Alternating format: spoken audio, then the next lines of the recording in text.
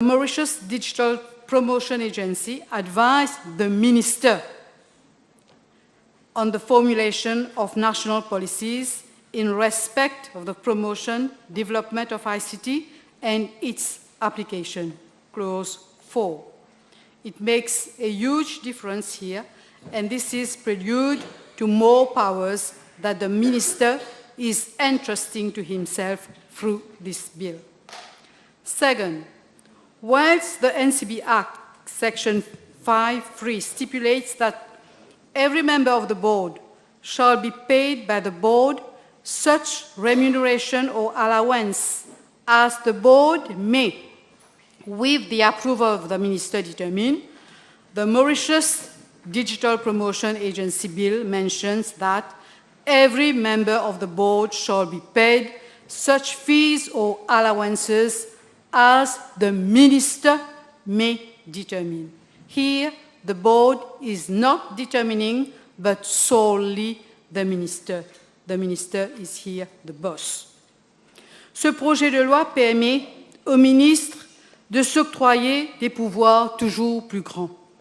La Section 11.1 of the NCB Act, dealing with appointment of officers, stipulates that, subject to subsection 3, the board may employ, on such terms and conditions as it thinks fit, such officers as may be necessary for the proper discharge of its functions, whilst the MDPA bill stipulates that the board may, on such terms and conditions as the minister may approve, appoint such employee of the agency as it considers necessary for the proper discharge of its functions under this Act.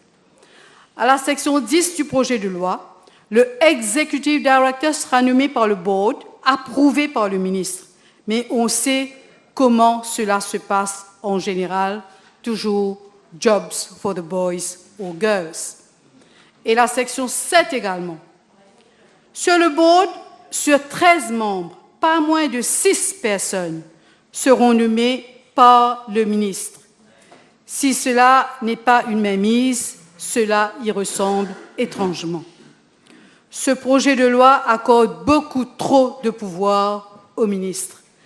Ainsi, le ministre a donc, selon les dispositions de cette nouvelle loi, le pouvoir de nommer le personnel de cette agence et les consultants de son choix. Il y a des risques d'abus de pouvoir et cela inquiète.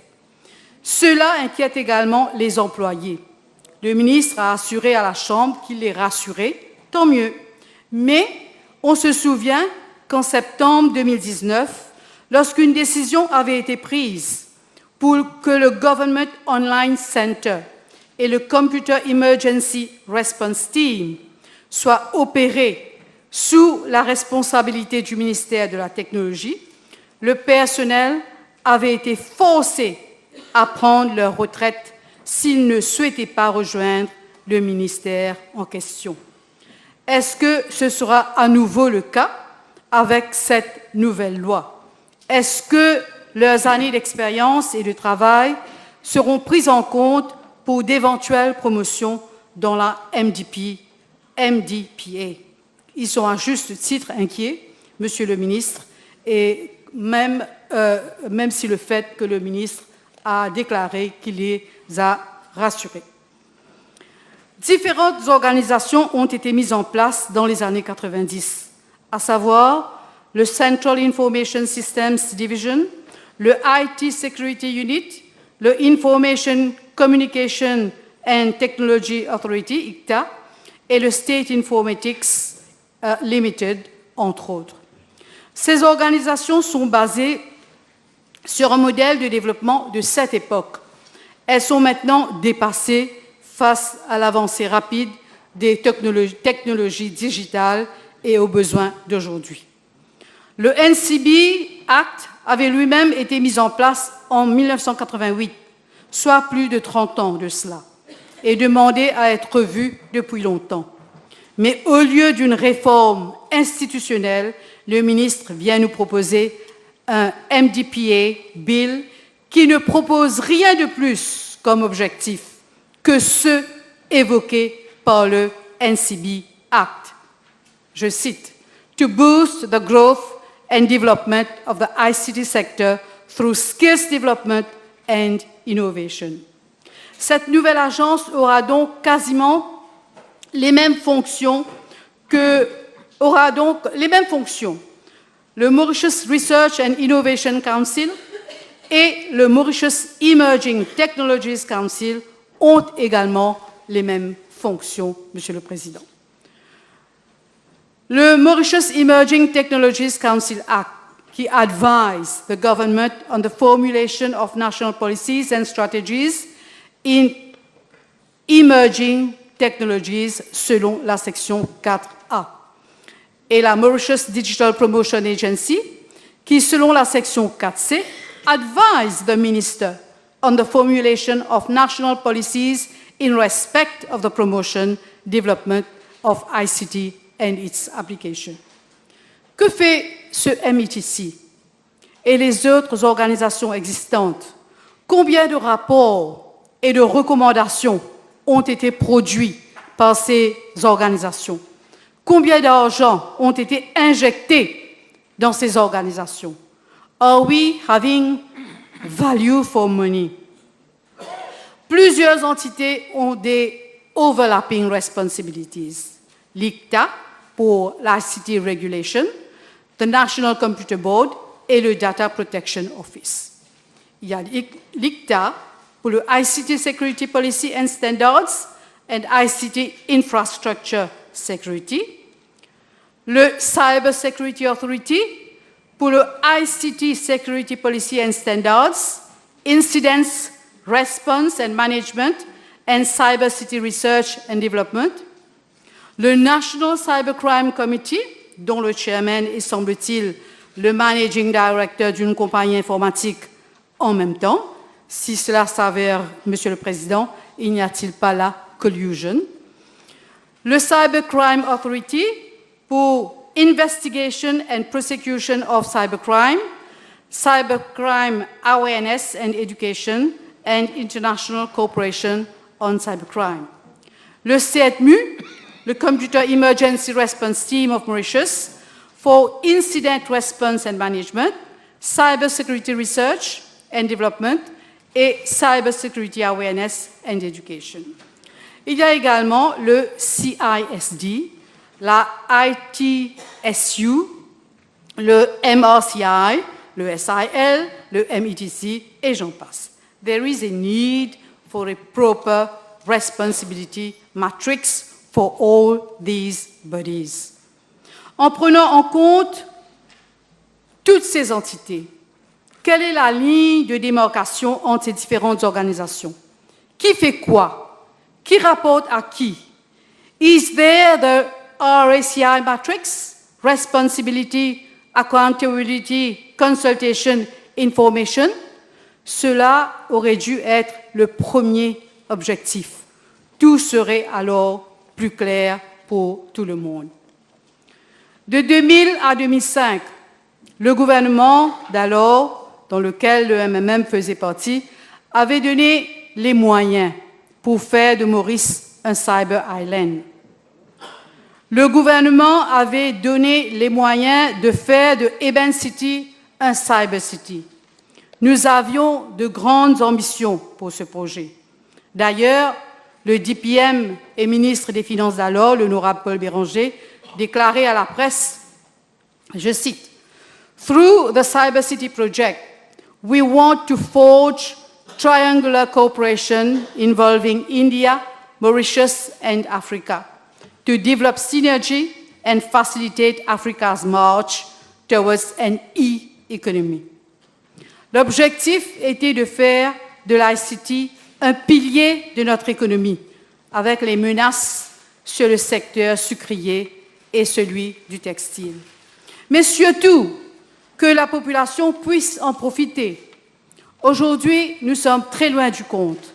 Un exemple très simple, où ce secteur a failli, a été constaté pendant la COVID-19, où des étudiants ont été privés de leur classe parce que des foyers n'étaient pas pourvus d'Internet. À quoi servent ces rhétoriques, ces grands discours? Il y a actuellement un foisonnement d'organisations dans le secteur, mais le petit peuple n'en bénéficie pas. À Singapour, il y a uniquement 2 institutions. The Smart Nation and Digital Government Work Group, qui tombe sous la responsabilité du Premier ministre. C'est un policy unit pour la stratégie à adopter, celle qui définit l'agenda, les directives et qui rapporte au gouvernement sur l'état de la transformation digitale. Et deuxièmement, the Government Technology Agency, agence chargée de l'implémentation. Les 2 travaillent en collaboration. Or, à Maurice, il y a un foisonnement d'organisations dont les objectifs sont overlapping. C'est de l'argent jeté par la fenêtre. Ou alors, n'est-ce pas là un moyen de caser les copains? Je voudrais maintenant aborder la question de certification. The agency, selon la clause F, shall operate a certification authority for the promotion of electronic transactions through the provision of digital certificates and e-sign services. This already seems to be the responsibility of ICTA and CCA, Controller of Certification Authorities Mauritius. On its website, it is clearly stated under licensing of public key infrastructure, certification services. The ICT authority is also tasked with a function to be the controller of certification authorities, CCA. In order to discharge this function, the ICT authority proceeds by licensing and supervising certification authorities for the Mauritius PKI. N'est-ce pas là, encore une fois, overlapping? Venons maintenant au secrecy. The full section on secrecy of the NCB Act does not appear in the Mauritius Digital Promotion Agency Bill. En effet, la section 13.1 du NCB stipulates that every member and officer shall, before he begins to perform his duties, take an oath of secrecy in the form specified, etc., etc. Et toute personne faisant entorse à cette section est liable to a fine not exceeding 10,000 rupees and to imprisonment for a term not exceeding 2 years. Après l'incident qui s'est produit à la landing station de Béjacoté, où des étrangers auraient eu accès à des données sensibles, nous ne voulons pas que le même scénario se reproduise. Pourquoi cette section a été enlevée dans ce projet de loi? The MDPA Bill devrait inclure la clause sur secrecy for members and officers. Maintenant, qu'en est-il des garanties sur le privacy?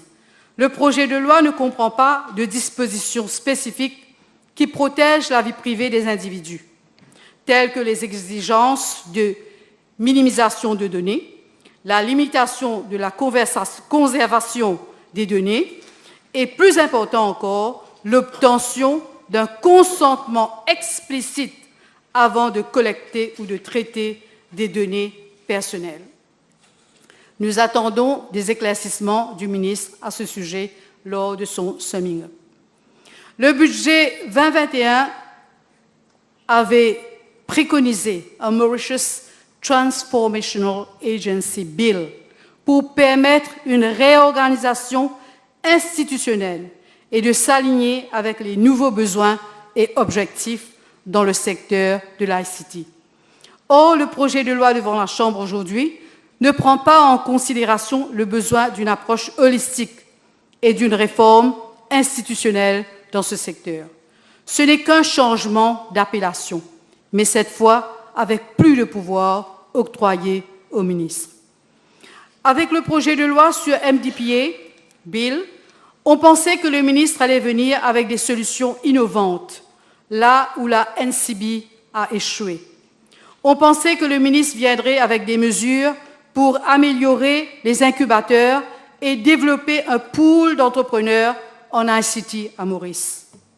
On s'attendait à ce que le ministre allait présenter des propositions pour a proper e-government platform, des solutions pour remédier aux longues files d'attente dans les différents services gouvernementaux et para-étatiques, comme par exemple à la NTA, et faciliter surtout la population.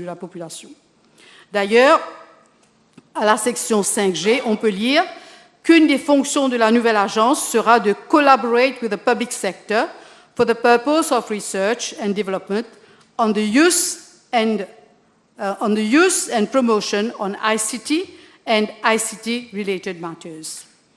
Il y a plus de 150 services en ligne et malheureusement, très peu sont utilisés.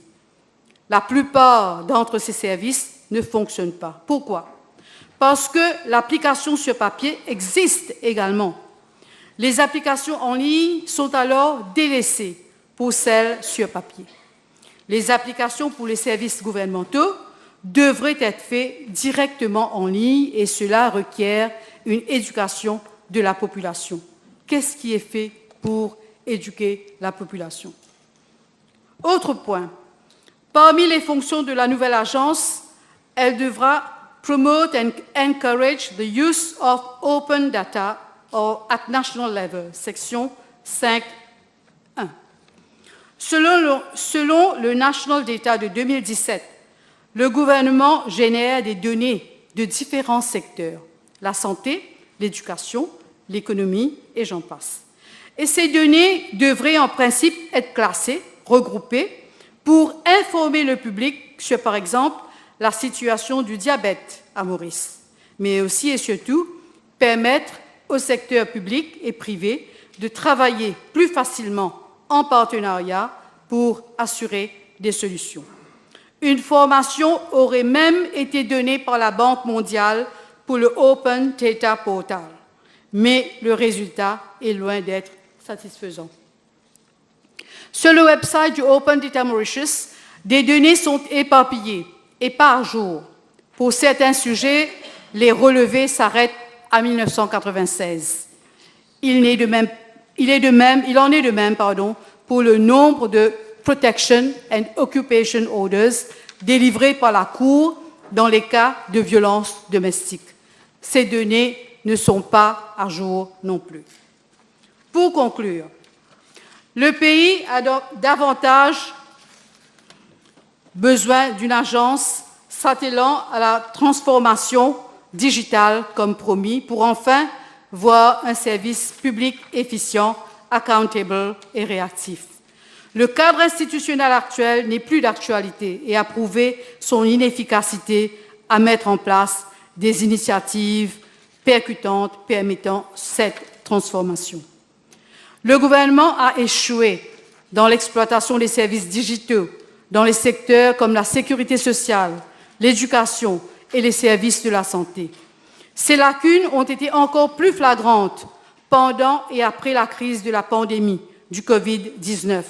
L'expérience de cette situation exceptionnelle aurait dû être le wake-up call pour une réforme institutionnelle, pour une approche holistique permettant d'exploiter les technologies innovantes et émergentes plus rapidement et plus agilement.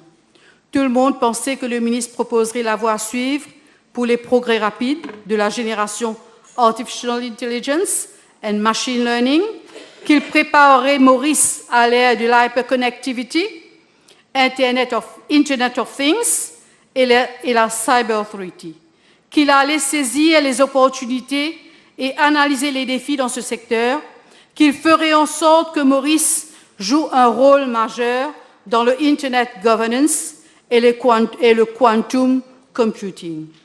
If the minister fears that the computer will blow up with lots of data, he can be assured that with quantum computing, which creates new ways of processing and storing information, his computer will never blow up. Merci.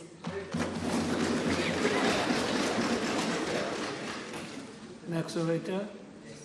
Thank you, Mr. Speaker, sir, for giving me the opportunity to express my views on the introduction of the Mauritius Digital Promotion Agency Bill. Contrary to honorable member who spoke just before me, the ICT sector has been a driving force for the economic development in Mauritius since the last 20-25 years. From introduction of ICT training in schools, primary or secondary, digital TV, 5G, access, free access, Wi-Fi nationwide, video calls, you just name it. ICT has become an integral part of our daily existence. And what we've heard the honorable member saying, that since the last 20-25 years, she has mixed ICT, the promotion, what is the promotion, what is the law governing ICT sector, what has been the development throughout these 25 years into one subject, where today we are debating on the promotion to come to the next level. That is why today we have to have this new bill, because Mauritius has made its way for the last 25 years. And at this level of IT status, what we have in Mauritius, to make it to the next level, as pointed out by Honorable Danu, we are living in a competitive world. And it is this time, at this time, that we have to get a new way of looking at the development of ICT in Mauritius. Mr. Speaker, sir, it is one of the sectors, in fact, again, contrary to what the honorable member said, to have seen positive growth over the last 2 years, despite COVID-19 pandemic. If COVID-19 has brought something positive, it is in this field. It has boosted the IT sector with increasing number of Mauritians adopting, for example, work from home concept. This didn't happen at a time. It happened because there has been a work going through for so many years. Video conferencing is now a common feature in the professional world. For students, e-learning, e-classes have taken a new perspective. Yes, we may have not been able to be at that level of e-learning, but during COVID-19, during the time when students were at home, this e-learning has been in the process.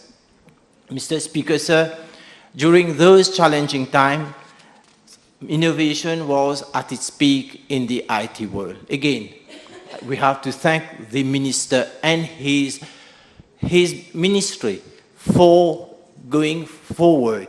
The public sector responded rapidly with the work access permit. We can't forget it. It's hardly 2 years back. The Be Safe Maurice mobile application, the digital vaccination card, digitalization of COVID-19 results, that is the COVID-19 test that we have. And there are so many more.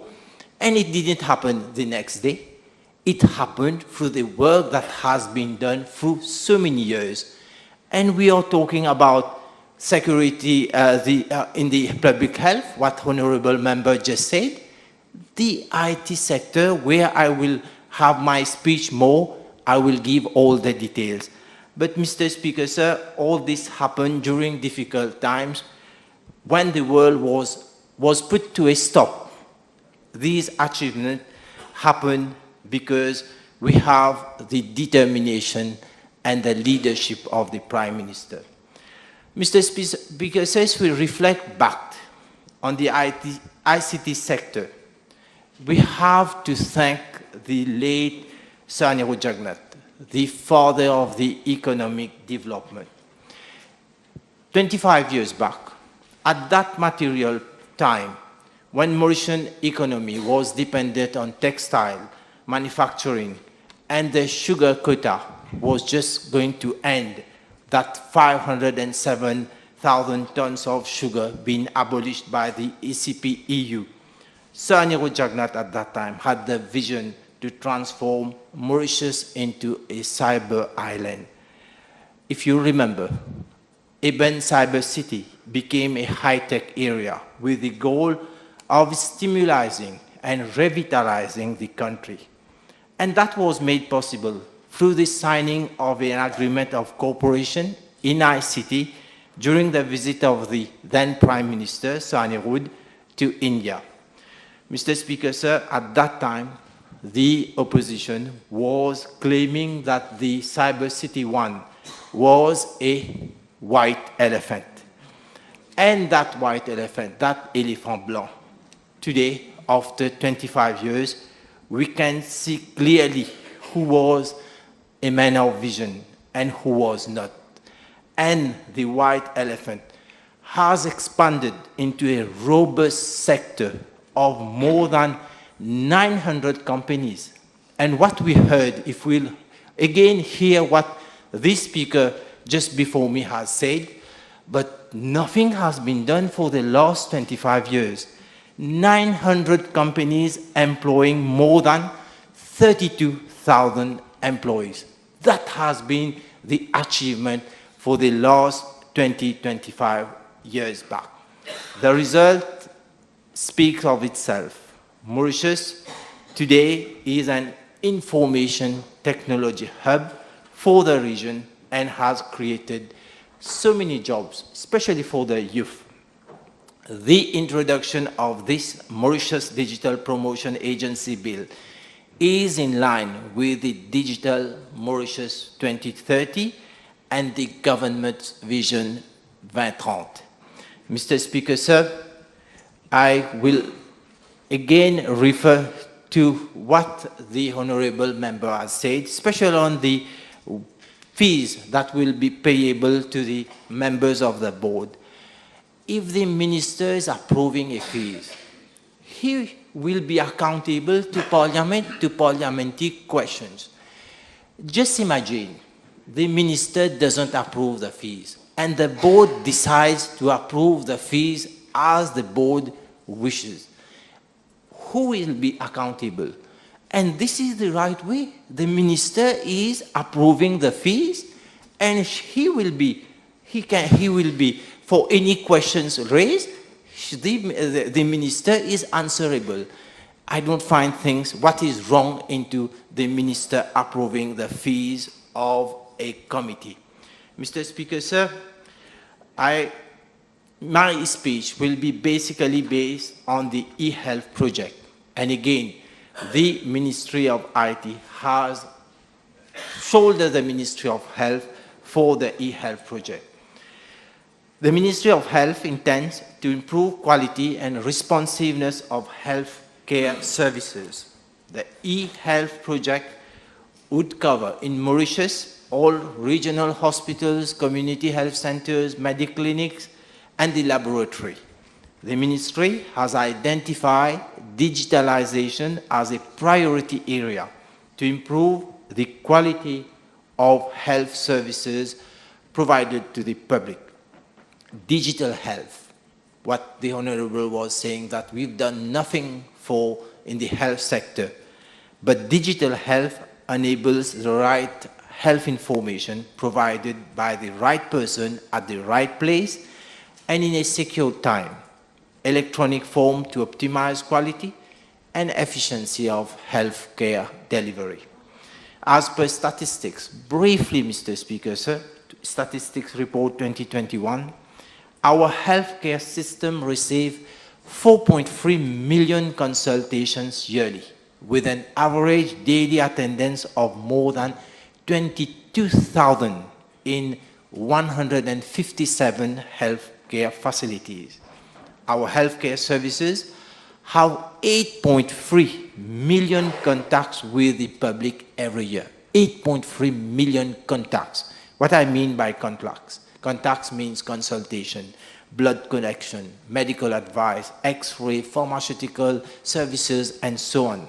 And additionally, our laboratories carried out nearly 16 million tests for the year 2022. Can you imagine the volume of work? We know that IT, we're going to improve our services. You can see by yourself how the workload is enormous. High volume of healthcare activities in the public service has stretched, of course, our workforce to its limit. Because our system is paper-based, just imagine the tremendous work done by the officers and just how they have to carry it daily. Moreover, Mr. Speaker, sir, results, laboratory results, it's not so easy to get results because it's not yet digitalized. Mr. Speaker, sir, these challenges made clear that we have to embark on a digital transformation journey to lessen red tapeism, to react quicker and to be more effective. Digital transformation mindset is a process that will not happen in a blink of an eye. It requires strong commitment from personnel of the health sector. I am confident that the Digital Promotion Agency Bill, which caters for the promotion of e-services and for the implementation of the digital transformation project of my ministry, will meet our expectation. Digital health contributes to the better and immediate availability of data for patients, allowing access to past medical history, lab tests, radiological examination, post-therapeutic history, and previous consultations in a click. This enables to optimize medical time resources, coordinate caregivers, eliminate duplication of work, more precise, for example, prescription, radiological examination, and the free time spared obviously will allow the caregivers to be present with patient. Finally, improving the quality of care and optimizing human and financial resources, correct data analysis will enable quality research program and guide health policies. Mr. Speaker, sir, in the wake of the COVID-19 pandemic, with the support of UNDP, my ministry has implemented the COVID-19 Laboratory Information Management System. And this system, what we call LIMS, is a system installed at flu clinics, for example, and has been essential in disease surveillance. This is again another step forward for IT implementation in the health sector. The COVID-19 LIMS is now being upscaled into a national LIMS to include other tests in virology, molecular biology, biochemistry, bacteriology, and hematology. And along our journey, our digital health journey, so far, Ministry has digitalized a few of its health services. For example, patient tracking file system, comprehensive blood transfusion system, DHIS2 for AIDS and HIV program, COVID-19 laboratory information, BeSafe Maurice, and COVAX platform for vaccination purposes, Mauritius all-in-one travel digital form, a digital system for harm reduction unit. This application has been nominated at the Special World Summit on Information Society Prices 2023 under the International Telecommunication Union. So that has been the work that has been done in the ministry by the support of the Ministry of IT.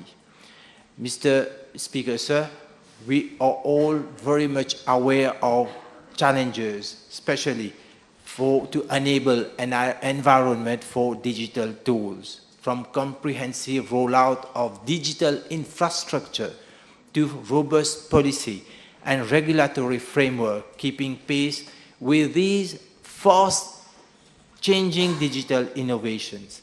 So we have to adopt many tools. So this is possible with the support of different agencies. Seizing the momentum of digitalization and reforming the health sector, Ministry also signed project portfolio document on e-health initiatives with UNDP, and that collaboration is on a cost-sharing mechanism. The government of Mauritius has also received support from the government of Japan to the tune of $3 million USD for medical equipment, for example. Mr. Speaker, sir, just to summarize the e-health vision for the ministry, it is to capitalize on information and communication technologies to create an interoperable national digital health architecture with associated standards that help drive decisions for investment for digital health system components to ensure continuity of care through affordable, high-quality, user-centric services to all healthcare stakeholders in Mauritius. So the project, the journey for digitalization in the Ministry of Health is ongoing.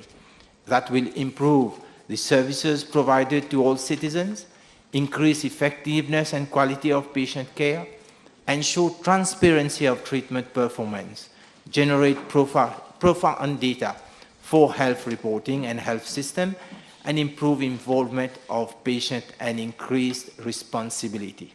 So this work been done along with the UNDP. Few words on the UNDP procurement process, which allows for the ministry to benefit from the UNDP roster pool of experts and companies, of all organizations as well. Following the advice of the UNDP consultant, ministry decided to procure hardware and software separately to ensure larger pool of bidders and increased competition.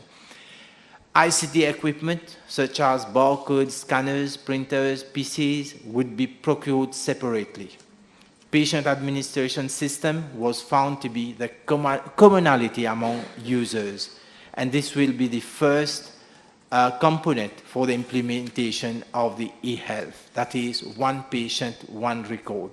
The patient portal, blood transfusion service, reporting and analytics would be also included.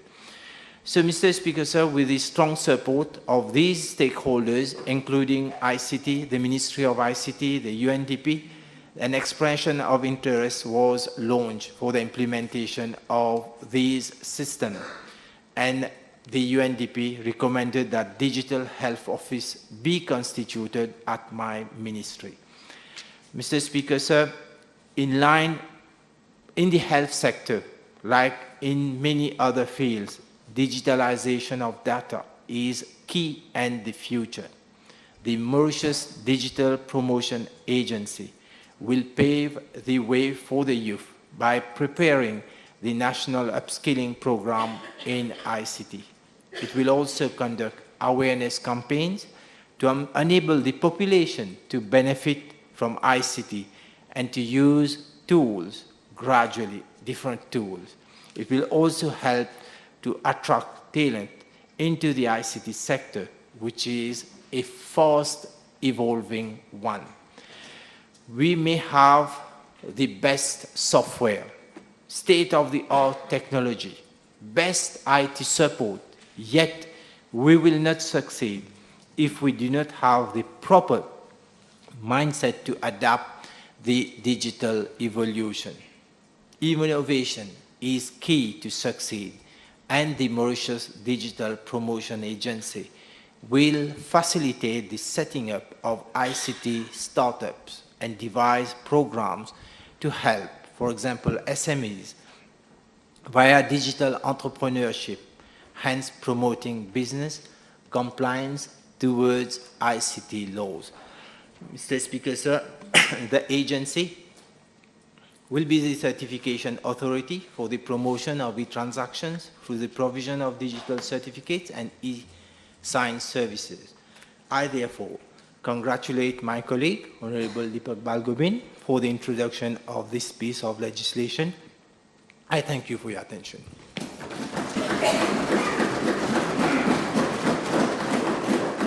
Jatan. Thank you.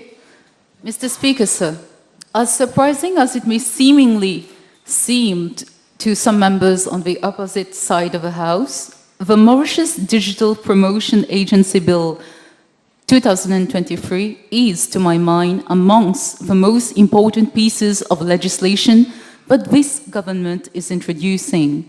And to the points that Honorable Navarre-Marie pointed, I will explain in a moment. But before that, I would like to reiterate what I have been repeatedly saying during several of my speeches in this August House, to that effect that this government is forward-looking, avant-gardist, and is determined to construct today the Mauritius of tomorrow. Since I was swearing in, we as a government, we have been relentlessly laying down the blueprint for the future of this country, for our countrymen, and more especially for the present and upcoming generations. And Mr. Speaker, sir, the undeniable truism is that the future, our future, the future of humanity, lies in the continuous pursuit of digital development, its promotion and its application. And this is precisely the purpose of a Mauritius Digital Promotion Agency Bill being debated now in this House. Mr. Speaker, sir, never before in the history of humankind has technology moved so breathtakingly fast as does digital development. And if we, as lawmakers, do not keep abreast with such development, and then we run the risk of sinking into obsolescence, leave alone further broadening the generational gulf between our emerging youths and ourselves, on which I will also dwell a bit later. So one of the means to keep pace within this unforgivable digital race is to periodically review, update, revamp, or simply scrap out legislations that have grown obsolete and to replace them by modern, more efficient and enabling ones. Hence, I congratulate the Honorable Balgobin, Minister of Information and Communication Technology, under the visionary leadership of our Honorable Prime Minister, for coming up with this bill today. The pioneering National Computer Board, the NCB, set up in 1988 by a government led by the MSM under the able leadership of late Sani Rujagnot, has contributed largely in ushering the then emerging modern Mauritius into the digital era. It had not only laid the foundation of digital Mauritius, but also played a vital role in the overall ICT development. However, with the unprecedented, and if I dare say, the appalling speed with which progress has been registered 35 years after the inception of the NCB, it is imperative that this enabling body be not only be overhauled, but more importantly, thoroughly re-engineered so as to meet the requirements of and be proactively responsive to the present and foreseeable exigencies of digital technologies. I have noted, not without some dismay, the misgivings highlighted by some honorable members on the other side of the House. For instance, Honorable Navarre-Marie speaks about both the NCB and the Mauritius Digital Promotion Agency Bill having the same objectives. But as I just explained, we have to put everything in context, and it's a question of also perception. So this is why contextualization is so important. Also, she also spoke about octroyer des pouvoirs toujours plus grands par le ministre. But I truly believe that what the minister is doing today is actually bring what is required to be able, as I said earlier, to construct today the future of tomorrow. And I will also dwell on that a bit later. It is also important that I say here, when Honorable Navarre-Marie mentioned about the cyber city and the vision of Honorable Paul Béranger, I think I prefer not to get into the saga of the infamous Illovo deal, so I will just focus on the main objectives of this bill. And my earnest plea is to the honorable members of the other side of the House is to not restrict their view to just one tree, but to look at the entire forest. So let us focus on the greater aims of this bill, rather than wasting time squabbling on less important issues. So, the major thrust of the bill is to boost the growth of the ICT sector for skills development and innovation, and to achieve the basic ICT proficiency amongst all population groups, as well as to advise government on the formulation of national policies for the promotion and development of ICT and its relevant applications. So these objectives clearly encompass almost every component that is required for us as a nation to leapfrog into the all-pervading digital world. We, as a government, want to ensure that our people, our systems, and our processes are at par with every new development that takes place within the ICT sector. The European Declaration on Digital Rights and Principles, dated January 2023, stipulates that, I quote, "Everyone has the right to education, training, and lifelong learning, and should be able to acquire all basic and advanced digital skills." So this bill is a clear evidence of the principles and endeavors that the government is adopting in line with its ambition of promoting and supporting efforts to be able to equip all education and training institutions with digital connectivity, infrastructure, and giving everyone the possibility to adjust to changes brought by digitalization of work through upskilling and reskilling. Mr. Speaker, sir, skills development and innovation, as enunciated in the bill, in fact constitutes the very cornerstones of our digital future, while the continuous updating and upgrading of ICT applications in our daily processes is the very bedrock that will allow us to remain at par with development happening with the rest of the world. As I said earlier, this is exactly what this bill is trying to achieve. And in an attempt to place in its right perspective the magnitude of the digital revolution that is almost taking the world by storm, Mr. Speaker, sir, I wish, with your permission, to highlight the unfathomable transformational shift that will rock the very foundation of the human ethos. But before doing so, some contextualization may be required.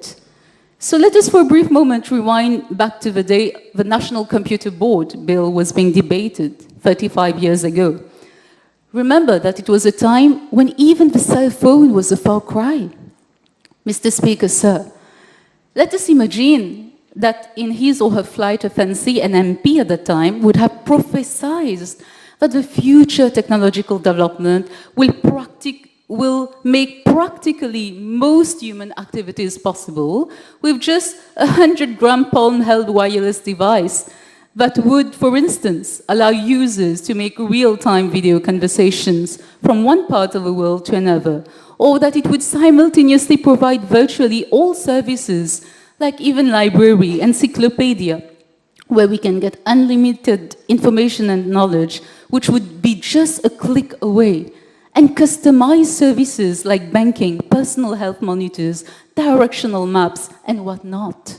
So all these, at that time, I'm sure that that MP would have certainly provoked a general hilarity in the House, and he or she would have been dubbed as being utopian and crazy. But today, Mr. Speaker, sir, as the Mauritius Digital Promotion Agency Bill is being debated, it will be actually crazy if we try to put a limit to the stretch of our imagination as to what technological progress can achieve, however dystopian it may appear to some. And as a matter of fact, we are living in a world where reality, whether virtual or augmented, has long overtaken fiction, and sooner rather than later, Mr. Speaker, sir, this large chunk of humanity would undertake what I believe to be an exodus of almost biblical proportion as we migrate from our age-old universe to a putative metaverse.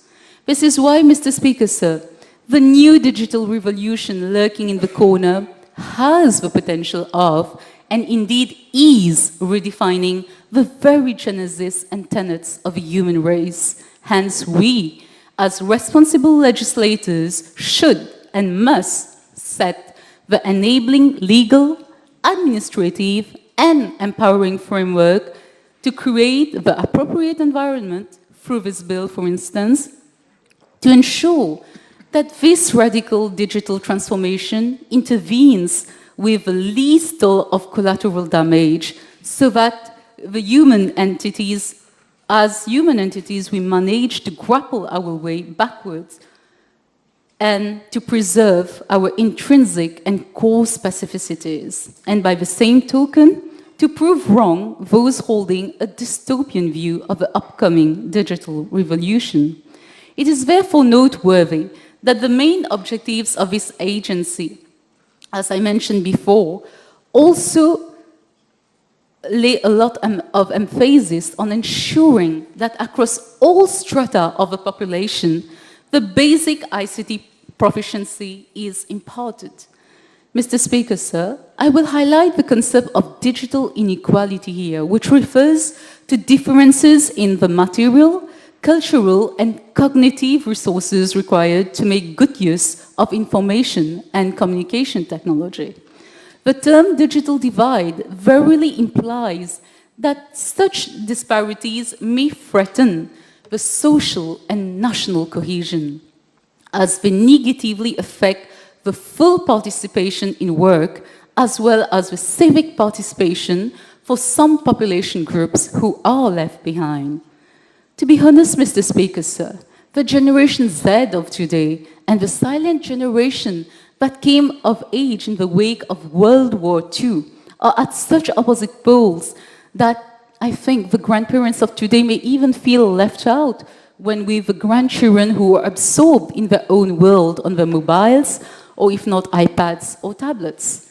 Today, we are even talking about Generation Alpha, which is the first generation of kids to have never known a time when social media didn't exist and are far more technologically savvy than any previous generation.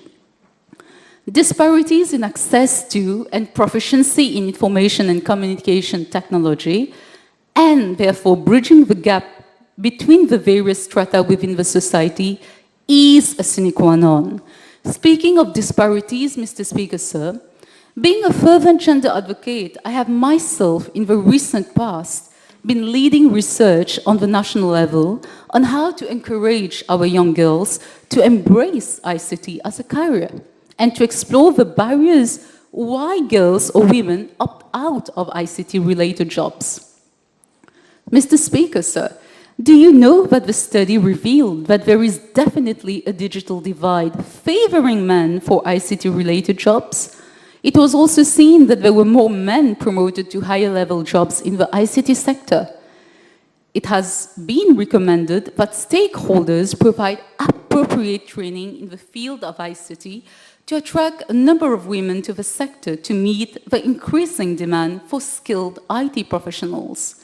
So, Mr. Speaker, sir, as proposed in this bill, the Mauritius Digital Promotion Agency will be mandated to conduct awareness campaigns to attract talent into the ICT sector, to coordinate public-private cooperation in the ICT sector, engage with the key players of the industry to have a national reskilling program, and also ensure compliance towards the laws. Mr. Speaker, sir, I believe if the investments are channeled in the budding and buzzing ICT sector, tapping into the right opportunities, then we are easily set out for the creation of a technological hub in Mauritius and in the region, establishing research, development, innovation, creating centers of excellence where youths, both local and international, can benefit.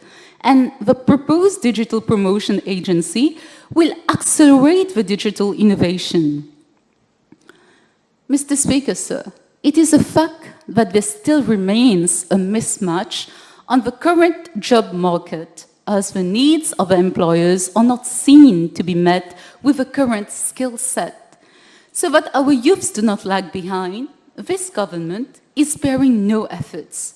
I will here quote the Honorable Prime Minister's words during the launch of a Digital Mauritius 2030 strategic plan, which is in line with Vision 2030 of the government. I quote, "In the same vein, due attention is being given to addressing the skills mismatch and skills divide. My government will leave no stone unturned when it comes to upskilling our youth." And he continues by saying, "The plan aims to build a culture of innovation whilst laying the foundations for emerging technologies as drivers of socio-economic growth. Through the promotion of science, technology, engineering, and mathematics in our education system, our technopreneurial spirit will take us to new frontiers," unquote. Mr. Speaker, sir, in line with this very vision, this bill provides for a national upskilling program in ICT. And, you know, according to the World Economic Forum, the new division of labor between humans, machines, and algorithms is predicted to create at least 133 million new roles and jobs by 2025. It is also believed that the new digital jobs that are emerging will be flexible, highly skilled, and well remunerated. Hence, by upskilling for the digital economy, our youths can explore new ways of working, which can also be more engaging. Over the past years, Mr. Speaker, sir, this government has been giving a lot of focus to entrepreneurship initiatives, and contrary to what Honorable Navarre said earlier, the aim is to empower the youths and to help them become independent, and instead of also being job seekers, be actually job creators. And all these are clearly embodied in paragraphs 61 to 65 of our government program, from promoting digital entrepreneurship, innovation, research and development, as well as to supporting youth-led startups. The term technopreneurship, which is actually a fusion of the two words technology and entrepreneurship, is actually a combination of a technological advancement and entrepreneurial skills, which we can see in the examples of Uber, PayPal, SpaceX, and so many countless others. So through this bill, the Mauritius Digital Promotion Agency will be mandated to facilitate the setting up of ICT startups and to devise such programs to be able to bring ICT skills development to the small and medium enterprises, as well as to promote digital entrepreneurship. Because we truly believe that technopreneurship will not just create new jobs, but will also help boost the ICT sector with the new emerging technologies. There is a strong need for building a strong ecosystem for nurturing entrepreneurship and innovation. The Mauritius Digital Promotion Agency Bill will also be called to play a more prominent role in the development of the ICT industries by advising on policies to harness emerging technologies, implement innovative projects, and also relating to boosting ICT exports, democratizing access to ICTs, as well as promoting a digital culture and citizens' empowerment. Mr. Speaker, sir, my two colleagues, the Honorable Jagatpal and Honorable Danu, earlier spoke lengthily on how, during the COVID pandemic, the power of ICT has been able to transcend the barriers of place and time, and how here in Mauritius, and especially with the Ministry of ICT, we have been able to develop so many apps and also help our citizens during this difficult time. Mr. Speaker, sir, the value creation that ICT makes possible, even when people are dispersed, presents an exciting new possibility. it can actually harness the independence and will of the individual and connect individuals together, thus enabling the formation of a value chain in which individuals can share the values and integrate them with others to create enhanced value across virtual spaces. Mr. Speaker, sir, as we speak of digital literacy, which is one of the major proponents of this bill, I would, however, like to urge on a word of caution here. It is a fact that our kids spend sometimes whole days and nights on their iPads, tablets, and other technological devices, even mobiles.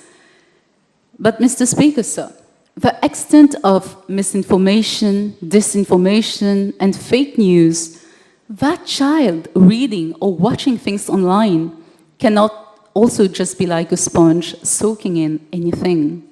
Moreover, that child may not be aware of all the dangers lurking out there. We all know, for instance, about the recent sad Telegram incident and currently the growing number of cases of cyberbullying, cyber harassment, cyber violence, and technology-facilitated gender-based violence. Mr. Speaker, sir, one cannot thwart away the fact that there may be many dastard individuals with malevolent intents surfing the digital space. And so many victims, some who speak up and some who suffer in silence, and some who even, unfortunately, commit l'irréparable. Oui, Monsieur le Président, le suicide. Nos enfants ne sont pas à l'abri des agressions de toutes sortes avec des mécréants. Et on ne peut ranger trop vite aux confins de notre mémoire collective ces mots qui rendent notre société de plus en plus vulnérable, Monsieur le Président.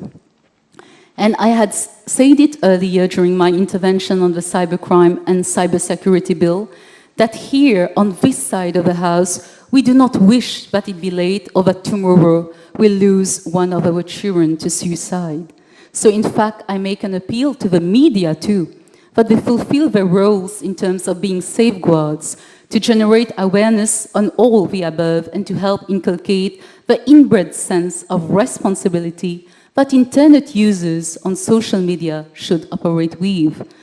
And this is also why this government has been coming up with a series of legislations. And Honorable Navarro said it right, but the perception was not right, such as Emerging Technology Bill, Cybercrime, Cybersecurity Bill, and today this bill. I also urge the social media platform owners to own up to their responsibilities. Mr. Speaker, sir, if any one of us here, for instance, post music or videos beyond a certain duration, the post can be removed as there are copyright issues. But a post about human beings using, for instance, our pictures without our permission or consent, then what about body right issues? What about human dignity issues? In the recent past, a whistleblower explained how even if there is harm speech or content of abusive nature, as long as it is bringing money to them, Meta has no goodwill to act, and also decried the inability of the moderators to deal with language issues. Because if they change the algorithm to be safer, people would spend less time on the site, which will in turn generate less returns for the company. I cannot say this is true, but it remains an undeniable fact that posts on social media with abusive content, hate speech, have stayed online for a long time, causing immense turmoil to many victims.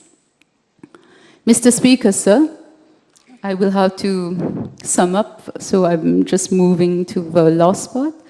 So as we debate to the Mauritius Digital Promotion Agency Bill today, it is imperative that we draw a parallel between our build-up as human beings as of now and to how much humanness will remain in us when artificial intelligence will be in full application within the next few years, or if not months.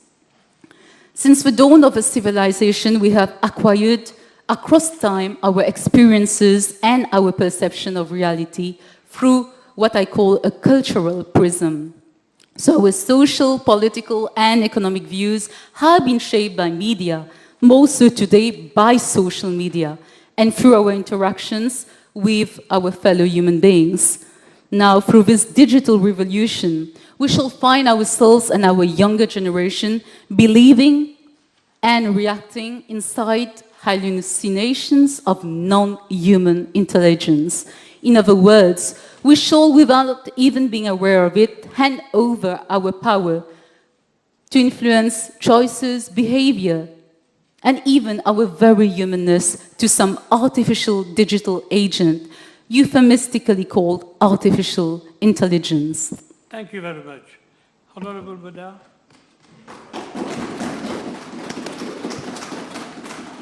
Thank you, Mr. Speaker, sir. My question is, can we go to Google today and say, tell us what are the incentives you would like to set up a center in Mauritius, which could be the launchpad of IT in Africa? This is the question. Can we play in that league? Can we be another Estonia? Mr. Speaker, sir, I am putting this question because there are two extremely important dates, 1988 and 2000. You know, in 2000, Minister Jagatpal raised this issue of the Prime Minister Anirudh Jagannath going to meet Prime Minister Vajpayee and coming back to Mauritius with 1 billion rupees to start a cyber city where there were 50 acres of sugarcane in a ban. In that year, we were talking about Infosys starting a center in Mauritius. We were talking about Satyam, another Indian giant, coming to Mauritius to set up its laboratory and to help Mauritius to launch its IT industry. In the period 2000, just after 2000, we were talking of the Indian Institute of Technology, IIT, to set up a branch outside Mauritius so that the most brilliant students of Mauritius could be able to be les soldats de la révolution digitale. But what has happened, Mr. Speaker, sir? What has happened down memory lane? In 1988, we have the bill to set up the NCB. And I read what was said by some of the ministers then. You had the minister Malherbe, who said that ce qui nous fait dire que tous nos efforts doivent être utilisés afin que l'ordinateur trouve sa place, une place adaptée dans un secteur qui doit continuer à rester notre sauvegarde pour l'avenir et pour nos enfants. And the bill, as was, this was also mentioned, the bill was presented by Honorable Lakshmi Narayan, who was the Minister of Finance. I think Honorable Bulel was in the government.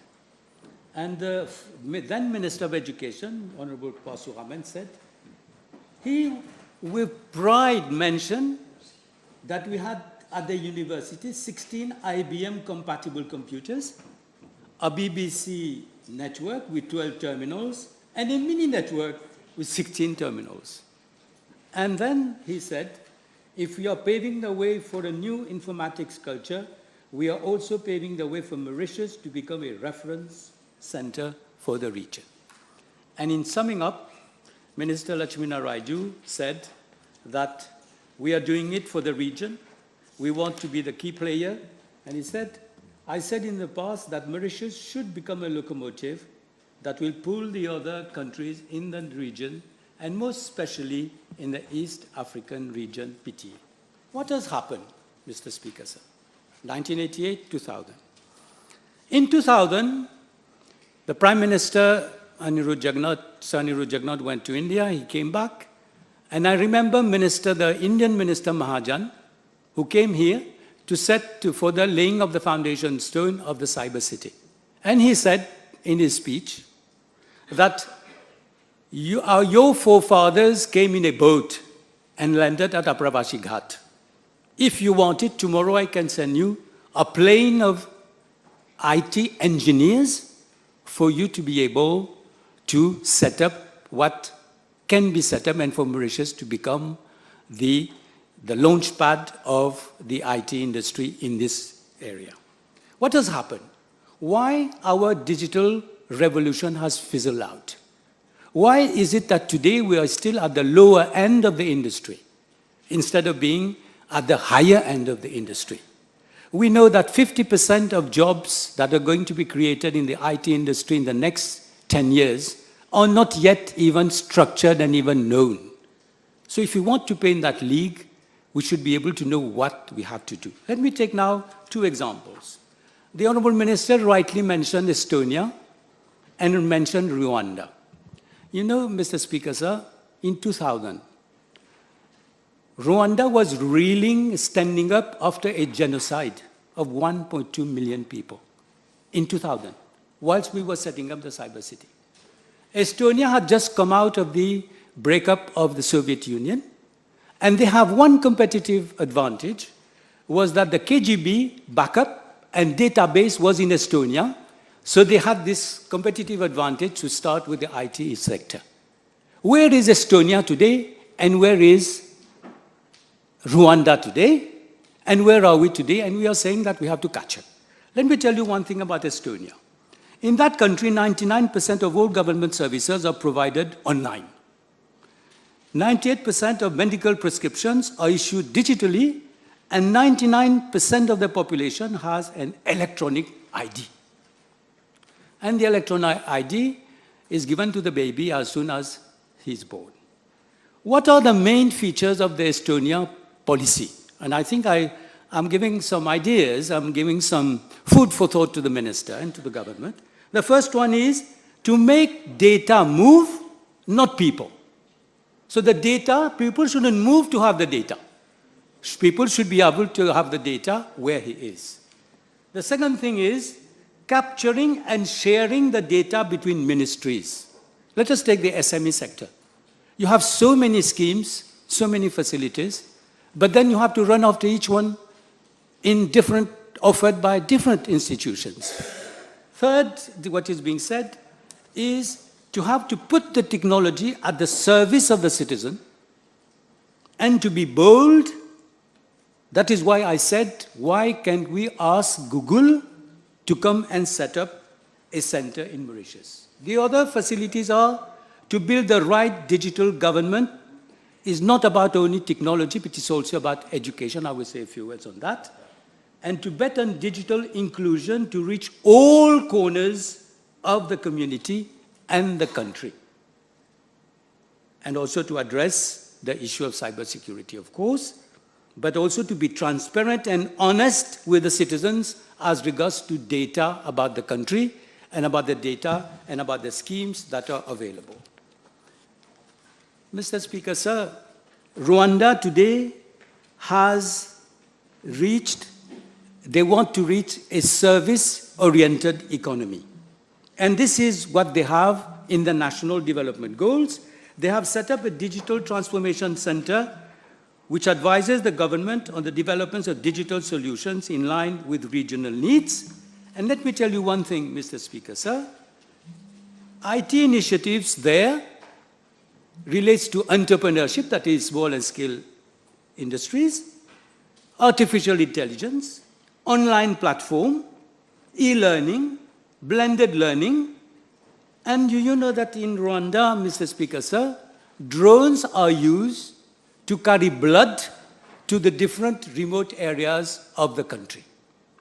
Now, that is what I'm saying, that somewhere we have failed.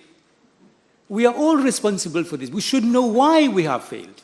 What has happened?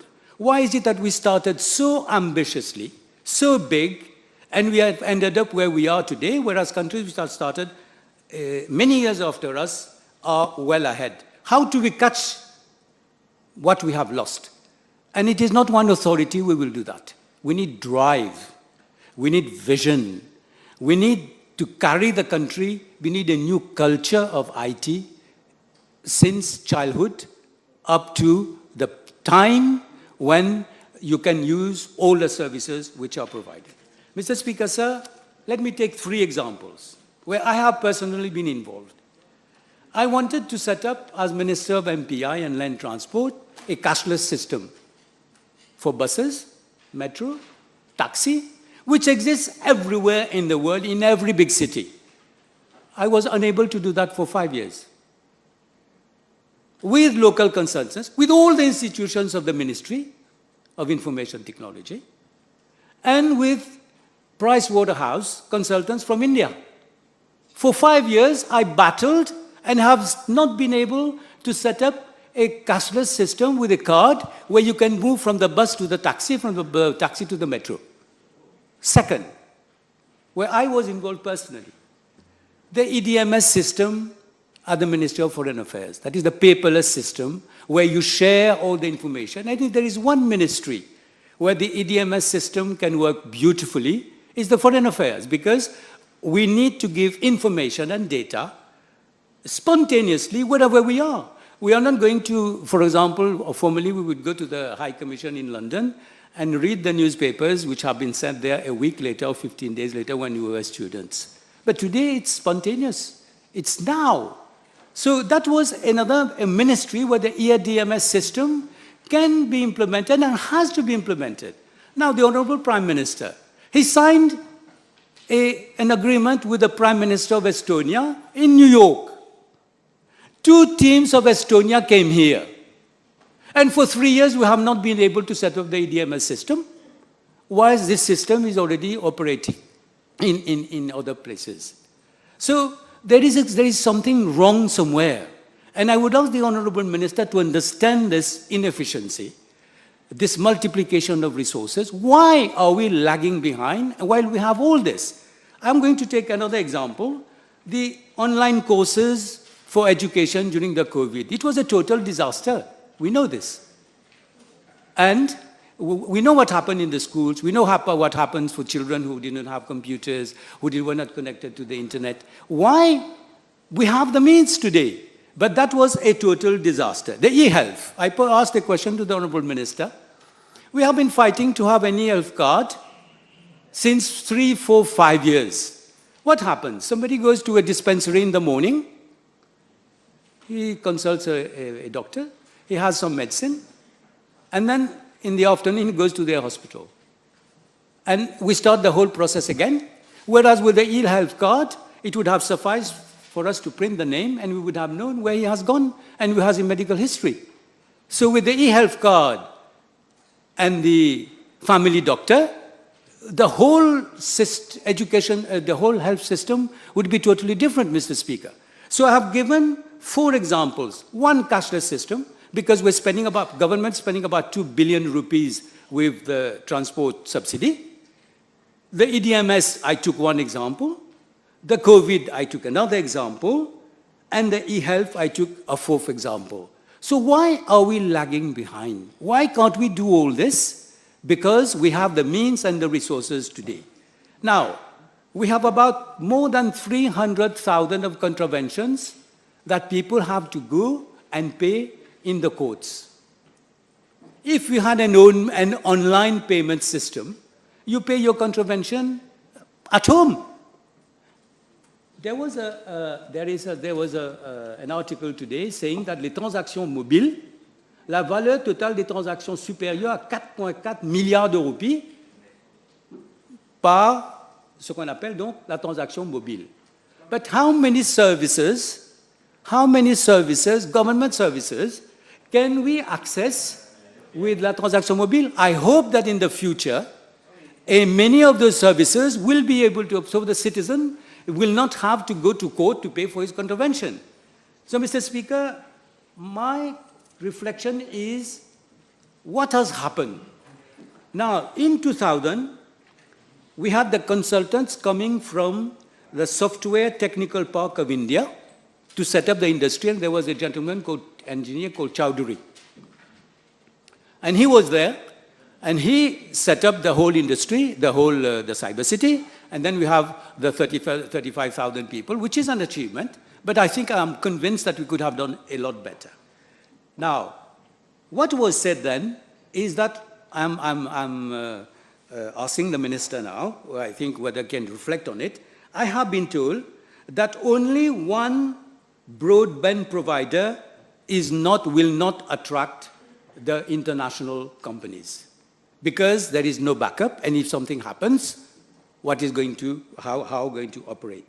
And I've also been told that BPML at one point invited Thai to come to Mauritius, and they did come to provide broadband by satellite. But by the year 2000, they left.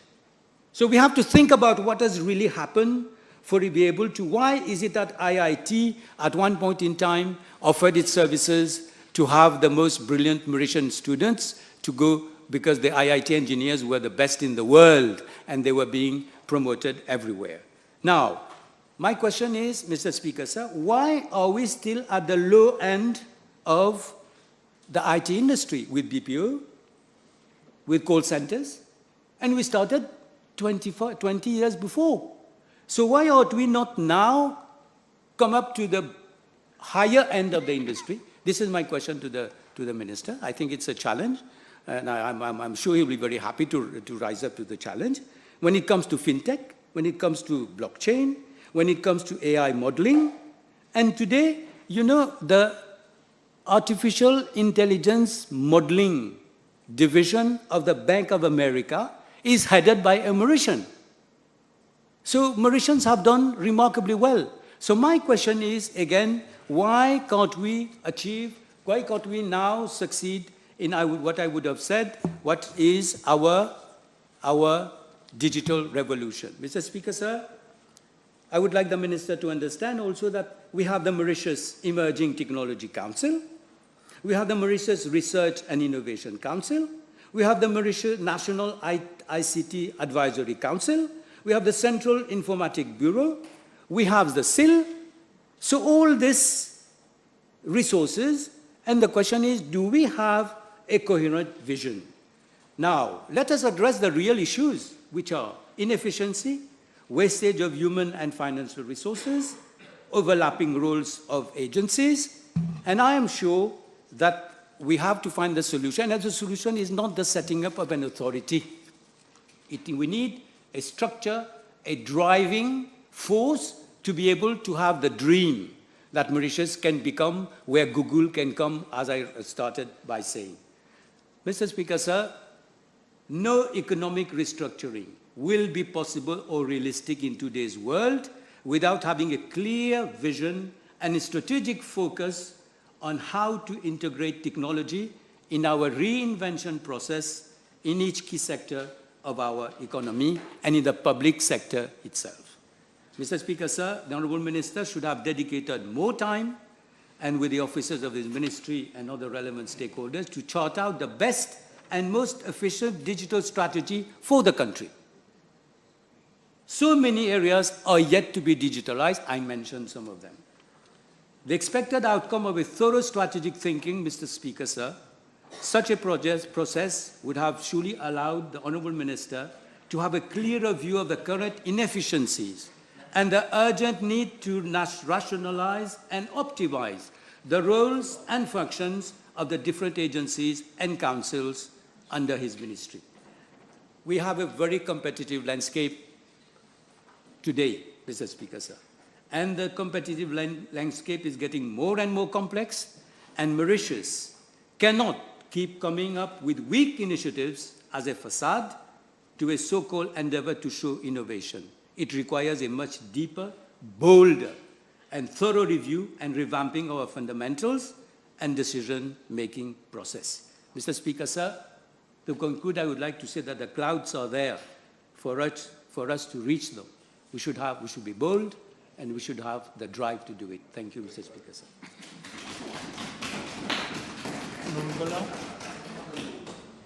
Thank you, Mr. Speaker, sir. In fact, I'm pleased to have the opportunity to speak in favor of the Mauritius Digital Promotion Agency Bill, MDPA, a bill put forward by my colleague, Honourable Minister Balgobin, a bill which is a step forward to support the digital agenda of government to further transform our economy and society. Mr. Speaker, sir, there is a familiar proverb which goes, and I quote, "Necessity is the mother of all invention," unquote. This means that each of our needs, big or small, is a driving force to put out an effort and work hard to meet them.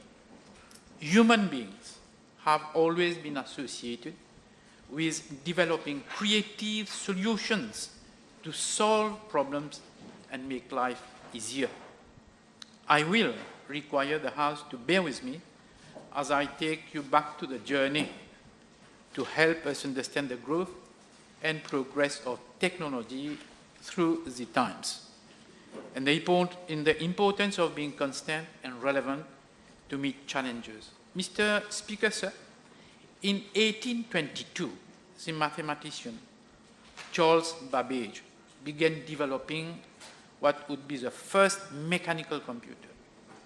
And then in 1833, that in 11 years later, he actually designed an analytical engine which was a general purpose computer.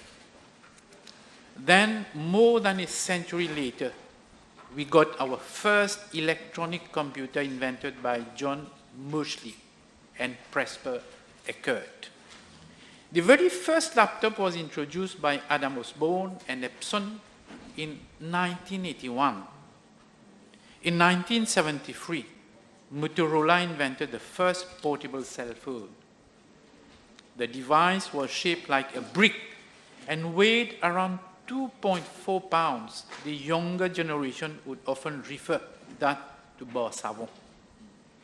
As we moved into the 90s, cell phones became smaller but mightier in terms of functions.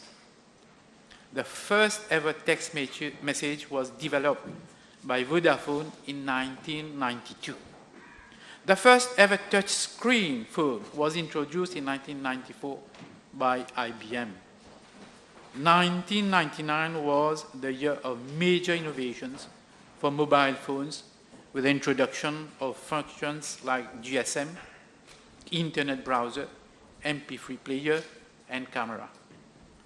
By the turn of the millennium, mobile phones were equipped with more features like radio, calendar, and Bluetooth. And in 2007, the first iPhone was launched. A year later, HTM Dream, first Android phone, was launched. And since then, the development of new devices and features has always been so eventful. Eventful to the point that we now have control of our daily tasks in the palm of our hand. So we now have access to devices which are more powerful, functional, and fast in speed. Looking back, we can say that technology has given us new capabilities to collaborate, connect, and create. Mr. Speaker, sir, I would like to share my own personal experience. It was back in 1990s when I started my professional career in the accounting and finance department, which is now a big organization. We were a team of around 7 to 8 persons, a team doing the usual accounting and financial functions over there. And the only equipment we had at that time was a handheld calculator operated by batteries, which means what? Which means that at frequent intervals we had to change the batteries. And the procurement department had to supply these batteries. And a few years later, by 1983, we had our first PC, a single PC for a team of 7 and 8. The supplier sent someone at the same time to install, but also to train us over there. And the first application that we were using was, I don't know if people might recall, Lotus 123, which was meant more to, work on spreadsheets over there. And then we got a second computer, a third computer, and once someone said that a day will come when each and everyone will have a personal computer on his desk. We didn't trust them. But the reality is that today, almost everybody has a PC on his desk. Even tables, because at that time we had big computers, you know, the CPU lying on the floor, the big, you know, screen, massive, there on the keyboard. Even tables were then designed and made in order to house these equipments over there. Today, we've got small computers, laptops, etc. But in fact, any single computer that goes down, okay, the person stops working. This is the use and necessity of computers today. Mr. Speaker, at that time, then the computer vocabulary came into use. We were then talking about CPU, keyboard, RAM, ROM, disk, memory, bugs, garbage in, garbage out, GIGO. We started to learning all these things at that time. And see what changes computerization and digitalization has brought. At that time, because I'm a chartered management accountant, we were working with our computer tables at that time. Computer tables at that time. There were no computers. So if we had a computation to do, say, about a loan, and we had the amount of loan that anybody would borrow, given the rate of interest and the length of time for repayment, we had to go to our tables and apply our calculators in order to come up about the monthly installment that he had to pay. But look today, we have the application on the internet, on the computer, and many leasing companies, insurance companies have this application. And anybody, even a layman, can just fill in the figures. I mean, the amount of the loan, the interest rate, and the length of payment, and you get the result. This is the wonders of computer today. Honorable Adil Amemia will concur with me. It is so easy today. It is so easy today. So, Mr. Speaker, sir, we cannot stem progress, but we can embrace it. Technology will continue to evolve, and we must keep improving. In this bill, Clause 4 specifies that the Mauritius Digital Promotion Agency will strengthen the ICT sector by supporting innovation and by ensuring a pool of skilled professionals. The MDPA will also help government in developing and implementing the right policies for the ICT sector to be a driver of economic development. I understand that the operations of the National Computer Board, NCB, will be taken over by the new agency as detailed in Clause 26 of the said bill. It does not amount to a simple change of name. Going through the functions of the MDPA listed in Clause 5, it is clear that the new agency has a broader mandate to cater for the latest developments in the socio-economic landscape. It is also to be pointed out that the setting up of the National Computer Board dates back in 1988. That is before the arrival, or well after the arrival of the personal computers in different organizations. 35 years later, the ICT industry deserves a new impulse in the wake of globalization as multifaceted challenges have emerged. Mr. Speaker, sir, 3 years back, at the end of 2019, no one could have foreseen the millions of infections, hundreds of thousands of deaths from a deadly virus, nationwide lockdowns, recurring waves of infections, huge numbers of shuttered businesses, and rising unemployment. One important reality that we must come to terms with now is this: we are not returning to a pre-COVID-19 world. We should not be preparing for business as usual or preparing to return to the good old normal. Geopolitical tensions and climate change crises are also major threats to the resilience of the global economy. So now is the time to re-engineer our processes, reshape our economy, and transform to create the right opportunities. And this ultimately goes through empowering our people and embracing digitalization. Therefore, this bill, the Mauritius Digital Promotion Agency Bill, comes at the right time. This bill spells out the country's approach to digitalization with a clear framework for how we, as a country, can embrace the opportunities offered by digital technologies and future-proof our economy for the years ahead. Preparing ourselves for tomorrow's economy and society means seizing the opportunities presented by digital technologies today. For some, this will mean continuing and building upon the digital transformations they have already started. For others, it will mean embracing change. The stage is now set for the next phase of digitalization in Mauritius so that we can continue to reap the benefits offered by digital technologies. Mr. Speaker, so I listened carefully to the previous orator, where he mentioned that we have failed. I invite him to look what the progress in terms of digitalization and computerization. Certain companies, certain societies, and I will mention here MRA, the Mauritius Revenue Authority, has done. Look at the different commercial banks placing ATMs in different remote areas of the country and working on a live system. Look at other companies and corporates who have embraced digitalization so beautifully. So the bill presented in this House today, Mr. Speaker, sir, bears testimony to the fact that we are putting our words into action.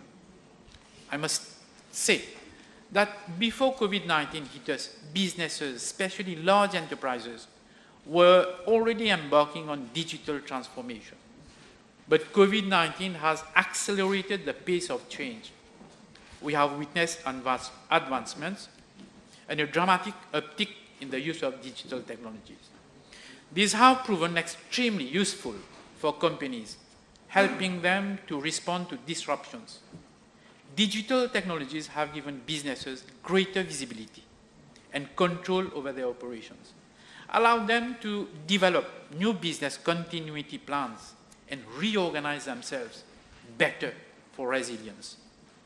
Technology has reduced face-to-face interactions to safeguard employees' and customers' health and well-being during the critical phase of the pandemic.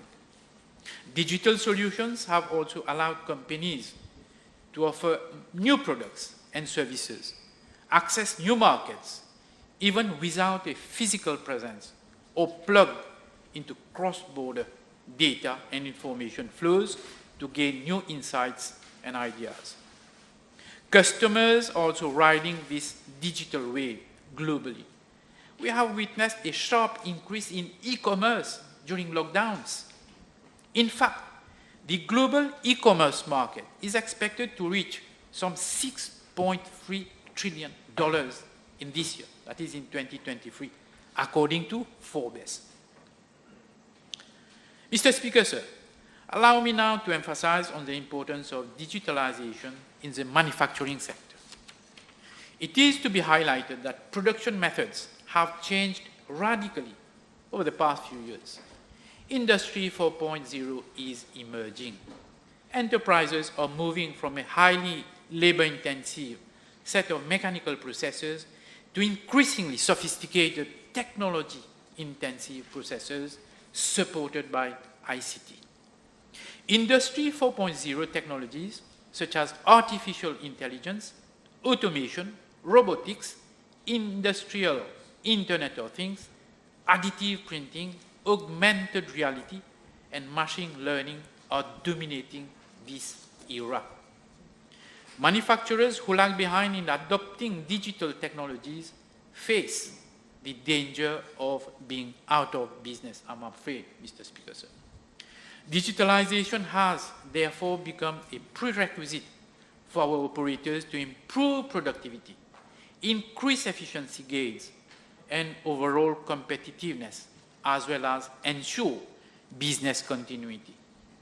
Our manufacturing enterprises are compelled to demonstrate greater agility and flexibility through adoption of digital technologies to meet customers' exigencies and stay ahead of the curve.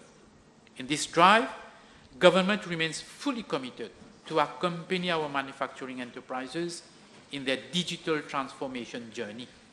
I can here mention the Modernization and Transformation Fund of some 5 billion rupees at the Industrial Finance Corporation of Mauritius. The aim is to provide leasing facilities to assist enterprises acquire cutting-edge technologies. I am so pleased to enlighten the House on a wonderful project on which my ministry has taken the lead. It relates to a Manufacturing 4.0 project with the assistance of the Commonwealth Secretariat. This project aims to assist operators in the manufacturing sector embrace advanced technologies and digital solutions to improve their production systems for greater competitiveness. In the context of this project, a survey is currently underway to assess the level of digital readiness of enterprises. Following the survey, an intensive capacity building program will be undertaken for a group of selected enterprises for a greater technology uptake. In a broader sense, let me apprise that a few manufacturing enterprises have already taken meaningful steps to join the digitalization bandwagon. I can here cite the example of Artinitz.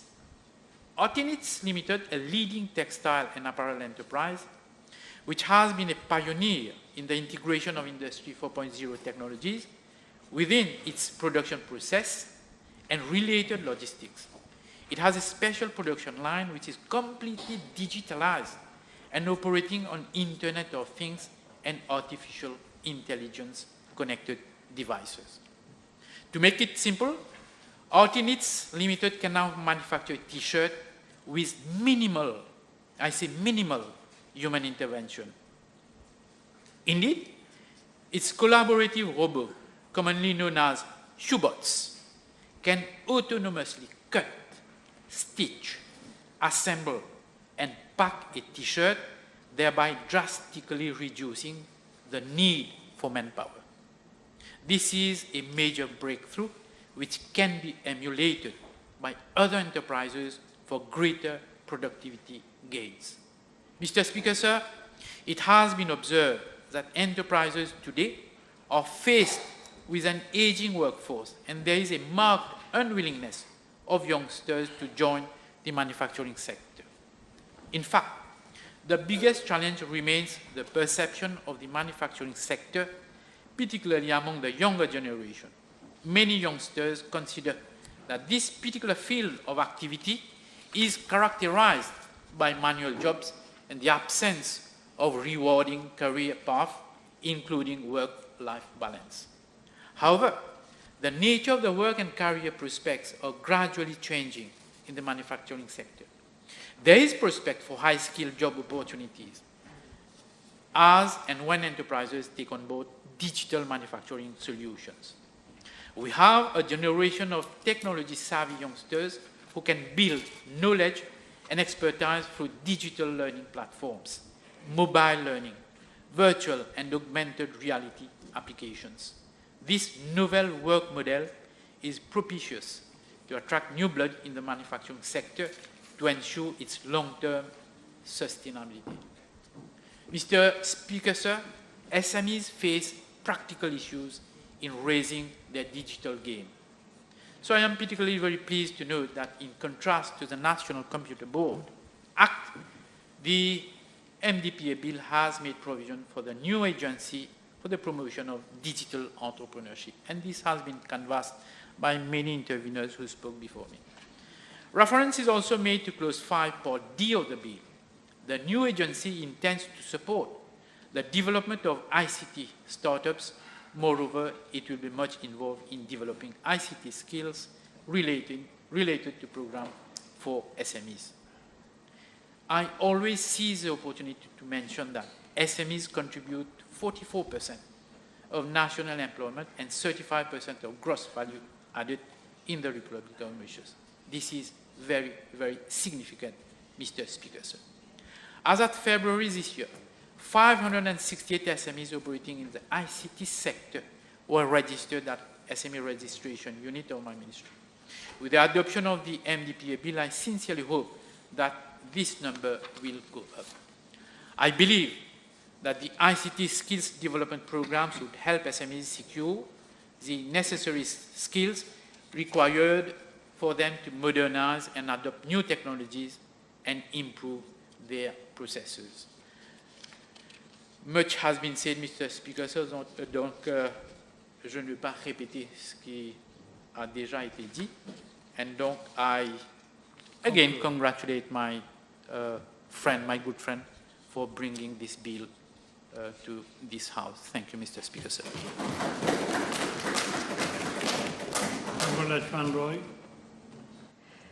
Thank you, Mr. Speaker, sir. Much has already been said by the previous orators on this bill. Therefore, I shall limit myself to a few points. But as per the traditions of the House, as you know, it is always good to set the facts right. Mr. Speaker, sir, I have been listening to the members of both sides attentively, and I could say that it has been a very passionate debate. I will start by the Honorable Oyan Navar-Marie, who did a beautiful speech.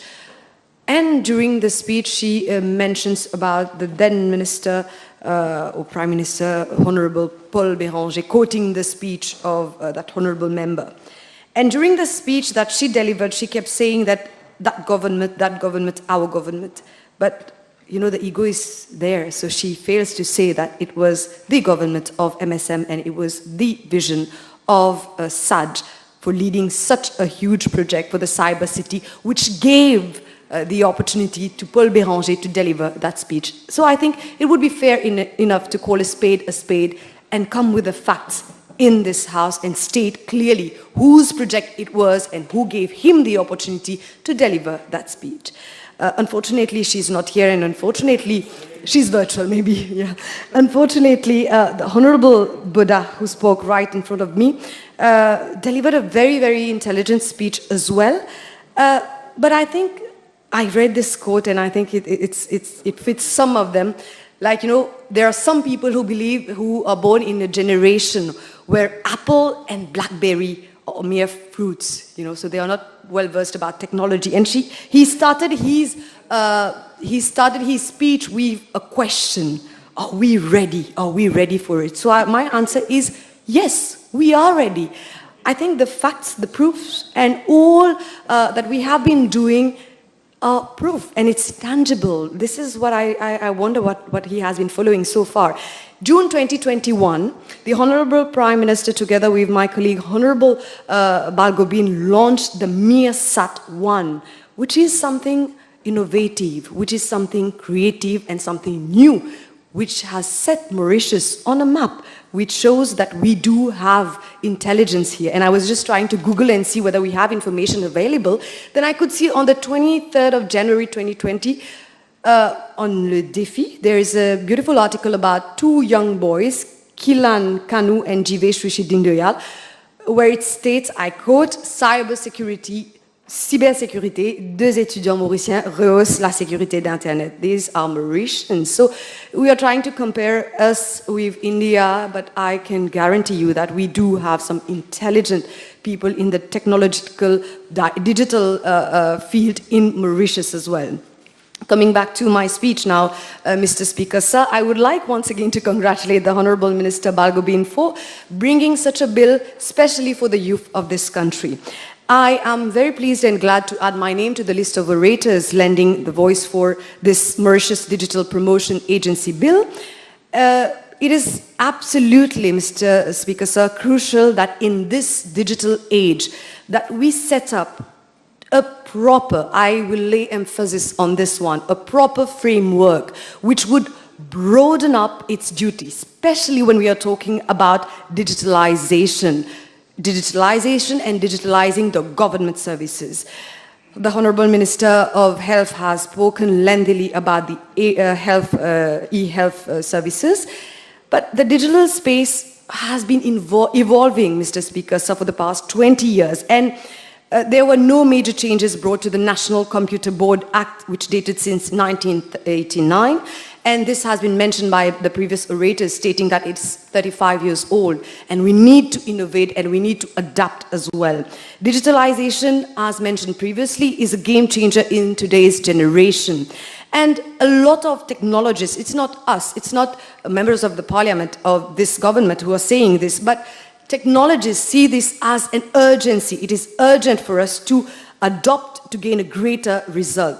So this is why we say that digital marketing and strategizing are the mainstream and the focal point to start with digitalization. Mr. Speaker, sir, in 2023, we expect to see continuous growth and maturity in digital capabilities, businesses becoming more mature and adapting itself and adopting some new strategies as well, as rightly mentioned by the Honorable Speaker, the previous Speaker, Honorable Bula, when it comes to SMEs and what happened during the pandemic as well. So we are likely to see a ramp up of new innovations in today's era. While adding digital capability has been the predominant focus in recent years, customer need, user experience, and cost effectiveness must take the center stage from now on to future-proof of digitalizing efforts. Therefore, this bill, Mr. Speaker, sir, is a logical step where we talk about evolution. 1989 till 2023, 34, 35 years only, with only few amendments brought to a bill. So I think it is, to an act, I think it is a logical step to bring a new bill and bring some new ideas, broadening the prospect of such a bill.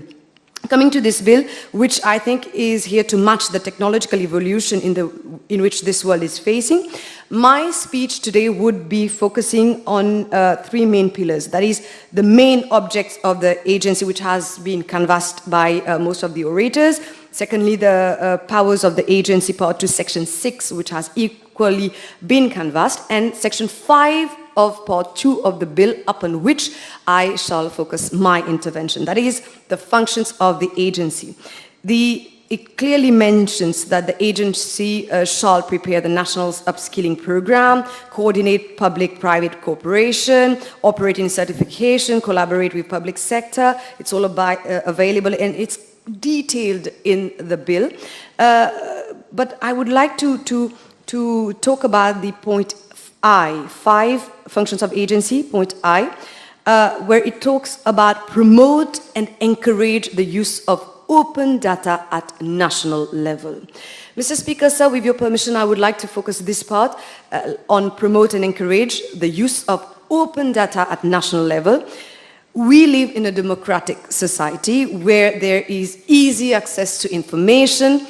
However, having said so, I also believe that we need to have means and ways to preserve our data, that is our information. As mentioned by the British mathematician Clive Humby, famously said in 2006 that data is the new oil, and data is the new oil of the digital economy. So it's not only enough to have data, but one needs to know and have the good data practice as well, a commonly understood language among those who are very techni-savvy. So one needs to have a data practice and needs to understand how to use the information as well. Therefore, it is very important to know where the data comes from, that is the provenance of the data, where the data comes from, because as we talk about oil, it has a quality, so same for data as well, it has its own quality. And if it's wrongly used, it can be very bad for the person, for the company as well. So this is particularly true because we tend to rely on public domain information that we receive as well. And some might just contain mistakes as well. So I think the provenance of data should be very well understood as well. And this is why I think we need to preserve of the data as well.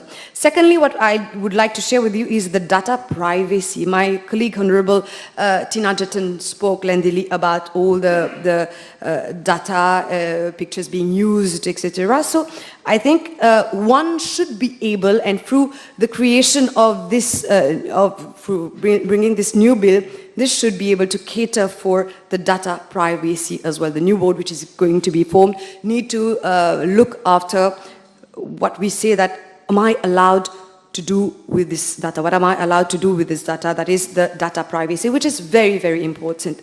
Another point is data protection. How can I make sure as an individual that I don't lose my information, that I don't lose my data? So data protection should also be one of the main roles of that board, like to look after how you can protect the data. Data preparation, how do I go from data to useful, from a simple data to making it useful as well. Having said so, Mr. Speaker, sir, I would like to lay the second part of my intervention upon the AI, the field of artificial intelligence, which has seen huge growth in recent years. And I would like here to refer to the article published on the World Economic Forum, where it states AI predictions for 2023 and beyond, according to an AI expert, which was published on the 26th of January 2023. In the said article, Mr. Speaker, sir, they mentioned about the heightened awareness and ethical concerns when it comes to AI, the increased, and the second part of it, increased regulatory pressure, which I quote, where it says that more companies are now cognizant of having to react to potential conversion of voluntary guidelines into regulations in regulated industries and potential cost of reactively achieving compliance. So, furthermore, it states that there are companies which will have to invest in their system models for the governments in place, and for a peace of mind that their systems comply with legal and regulatory obligations. So for us to innovate, for us to match the digitalized society, digitalized world, I think this is a logical step, I keep repeating it, that we need to have the proper legal and regulatory setup for such kind of information being available, that is AI that we can use. Further investments in the space as well. Mr. Speaker, sir, my colleagues have already spoken about the COVID-19, which show us the how digital technology is determined whether or not we can achieve what we wanted to do. But we, as we say it again, we are very much grateful to the Minister of Technology and the team as well for the good job that they've been doing during the pandemic as well. The internet has been an amazing catalyst for change, innovation, and creativity, but those benefits have come at a price of targeted actions designed to cause harm to individuals and institutions.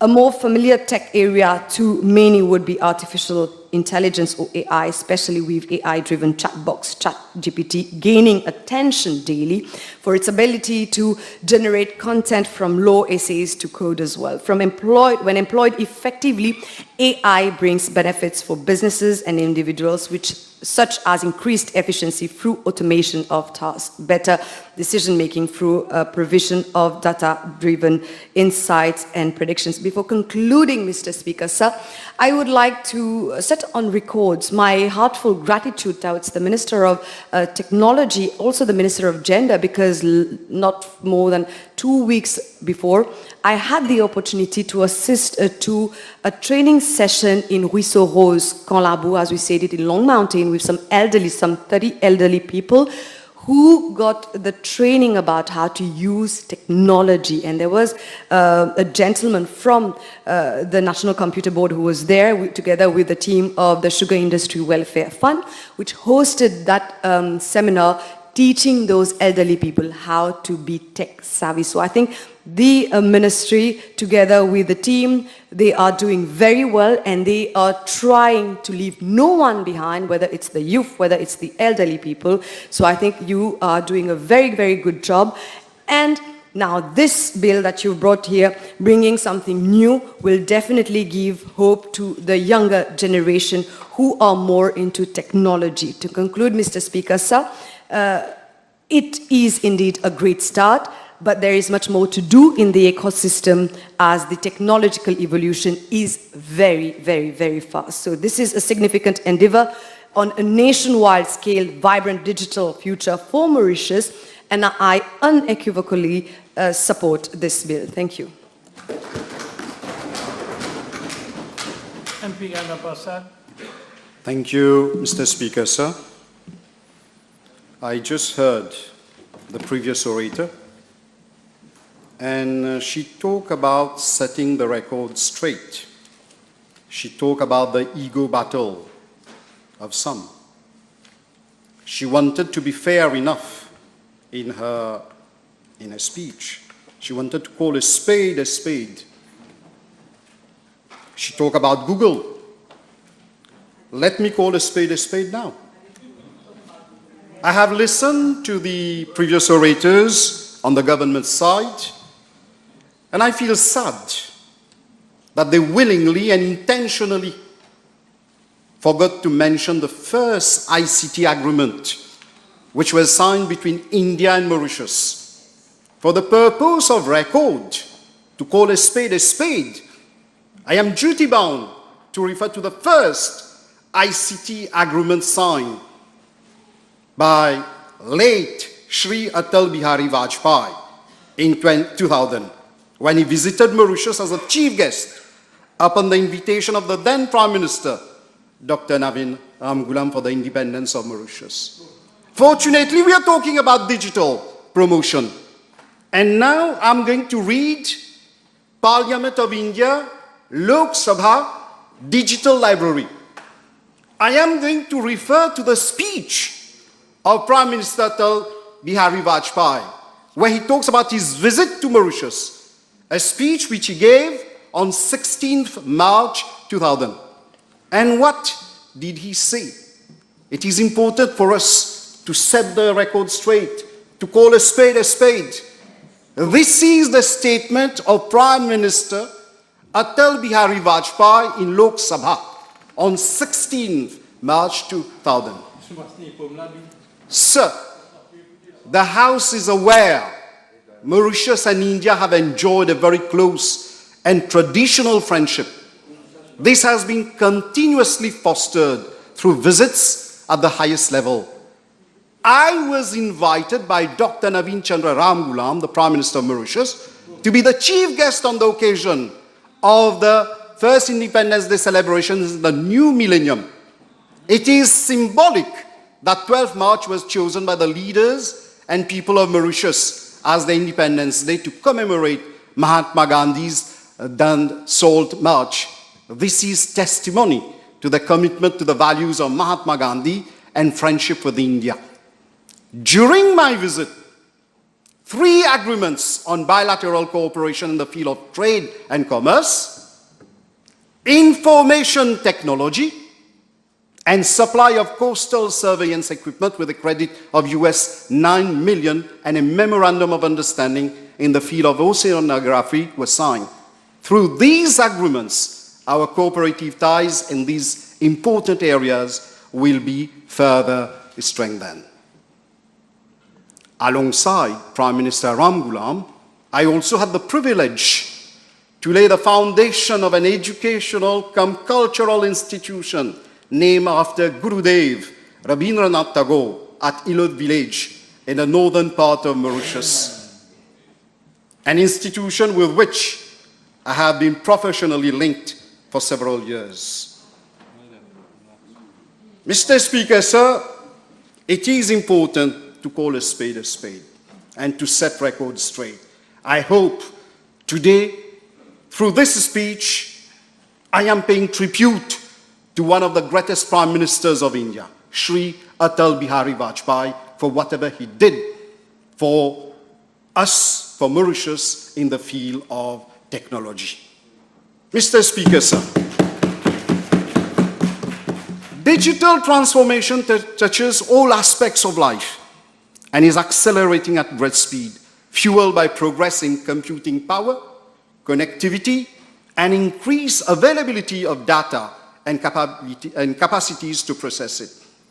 Digital transformation promises to improve efficiency, effectiveness, transparency, and openness of governance, to promote sustainability, and to increase accountability and civil participation. But at the same time, digital technologies pose risks to democracy and governance, in particular with regards to privacy, data protection, and undue surveillance, to name just a few areas. Let me, at the start itself, refer to the most controversial part of this bill. I am referring to Section 11, Part 1. The board may, on such terms and conditions as the minister may approve, appoint such employee of the agency as it considers necessary for the proper discharge of its functions under this Act. Under this section, the MDPA will provide full liberty and powers to the minister to approve and appoint personnel, foreign or local consultants, experts of his choice within the agency. The consequence of such powers will be very detrimental to our democracy and, more importantly, to our data and digital sovereignty. Mr. Speaker, sir, let me quote what the chairperson of Amnesty International, Mrs. Levania Peatab, said in a press interview. We have reached a level of nepotism in Mauritius whereby there is really state capture. Are all those political nominees deserving of the positions they occupy? And when you don't deserve a position and you are nominated to it, you become very complacent. So many of these nominees are so complacent that there is state capture. This is something for everyone to ruminate. When I read Section 11, Part 1, and Section 5, Part F of this bill, which reads as follows: operate a certification authority for the promotion of electronic transactions through the provision of digital certificates and e-sign services, then obviously I have a few legitimate concerns. I hope the mover of the bill will answer the following queries during his summing up. Will he inform the House whether, in general, certification authorities are operated by governments or by independent private companies in other countries? 2. Why is this bill giving the Minister of ICT such powers which do not exist in other countries of the world? What will be the risks of abuse by the certification authority? Will this certification authority be globally trusted? Next, if ever you tell me that this certification authority will be globally trusted, then please be kind enough to inform the House during your summing up who will be the other local or foreign parties who will help our local agency to make this certification authority globally trusted. Who will ensure that we have a foolproof transparency mechanism so that this certification authority is duly audited by other certification authorities? Mr. Speaker, sir, let me refer to Section 4, Part B of the bill, which reads as follows: achieve basic ICT proficiency among all population groups. If the agency aims to provide basic ICT proficiency among all population groups, then it should walk the talk. Achieving basic ICT proficiency among all population groups is in itself a laudable move towards digital inclusiveness. In fact, no one should be left behind in this digital age. If this agency is going to operate to achieve basic ICT proficiency among all population groups, then only can we pave the way for digital Mauritius. Mr. Speaker, sir, let us ponder on how to boost the growth of the ICT sector and achieve basic ICT proficiency among all population. Let us start with formal education. It is interesting to note that Mauritius has always invested in the ICT sector, irrespective of governments or education ministers. A number of schemes have been proposed by different governments over the years to transform education using ICT in the educational sector by envisioning e-education plans and devising projects related to e-learning. To name a few, we can refer to the Sankoré project in 2011, which aimed at the digitization of classrooms in schools and private educational institutions with the introduction of technological equipment such as interactive projectors and laptops. In 2014, the Tablet Personal Computer TPC project was launched, whereby 24,000 tablets were distributed in all secondary schools. In 2018, this government introduced the Early Digital Learning project in grades 1 and 2. However, unfortunately, many teachers have not yet fully adopted ICT in their mode of teaching. Interactive whiteboards, projectors, and other digital tools have not fully integrated our teaching and learning modes. In fact, COVID-19 came as an eye-opener and questioned our readiness to embrace online mode of teaching and learning. While almost all fee-paying pre-primary, primary, and secondary schools easily and smoothly shifted to a digitalized mode of teaching and learning, public schools faced myriad hiccups. Achieving basic ICT proficiency among all population groups is a laudable initiative, and we should join hands to make it happen. The pertinent question is, how will this be achieved? Can this be achieved with a low ICT enrollment at secondary and tertiary levels?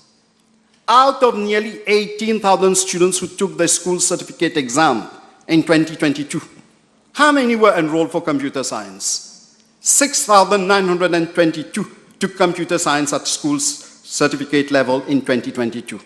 How many out of 6,922 obtained a credit in computer science? 3,873 only.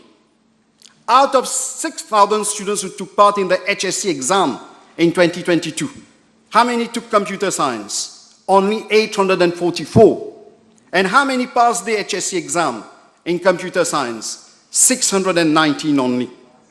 How will basic ICT proficiency among all population groups be achieved when around 600 students successfully complete the HSC with computer science as their principal subject?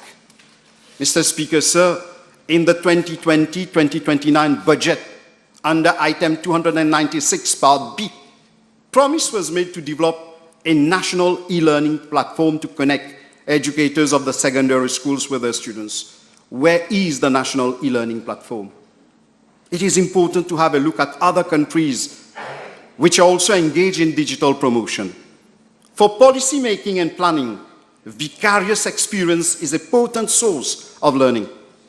The problems other countries face, the objectives they seek, the routes they try, the results they arrive at, and the unintended results they produce are worth analysis.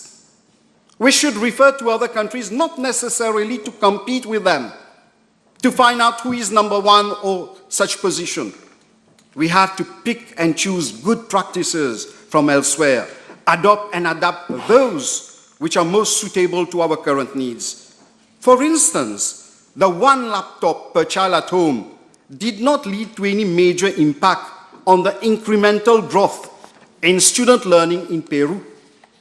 But Uruguay was more successful. In Uruguay, Plan Cibol, named after Uruguay's national flowering tree, was introduced in 2007 as a presidential initiative to incorporate technology in education and help close a gaping digital divide in the country. The initiative's main objectives were to promote digital inclusion, graduate employability, a national digital culture, higher order thinking skills, gender equity, and student motivation. Today, Uruguay, known as the Silicon Valley of South America, has made powerful strides in the ICT sector. Last year, in August 2022, the President of Kenya, Uhuru Kenyatta, announced the addition of coding as a subject into its primary and secondary schools curricula. This new development made Kenya the first country in Africa to approve coding as a subject of study in schools across the curriculum. Here, I wish to congratulate the NCB, National Computer Board. I wish to congratulate them for pioneering coding in primary schools for around 400 grades 4 and 5 students through the Children Innovation Learning Program scheme. However, the Digital Youth Empowerment Program for secondary school students is being implemented in piecemeal way. The Digital Proficiency course, in collaboration with University of Mauritius, launched a 6-month project 2 years ago. A 6-month project 2 years ago, and it has not been completed to date. This is the problem in this country. I hope the Digital Promotion Agency will look for enablers for solutions and will help to promote digital literacy in our cyber island. Mr. Speaker, sir, the mover of the bill mentioned that digital literacy has increased from 51.3% in 2010 to around 60% in 2021. We still have to work hard to achieve basic ICT proficiency among all population groups, because as of today, 4 out of 10 Mauritians are not digitally literate. We still have to come to an acceptable definition of digital literacy. Who is digitally literate and who is not? Does handling a digital device amount to digital literacy? Broadly speaking, we may agree that digital literacy is about being able to critically evaluate the flood of information available through digital media.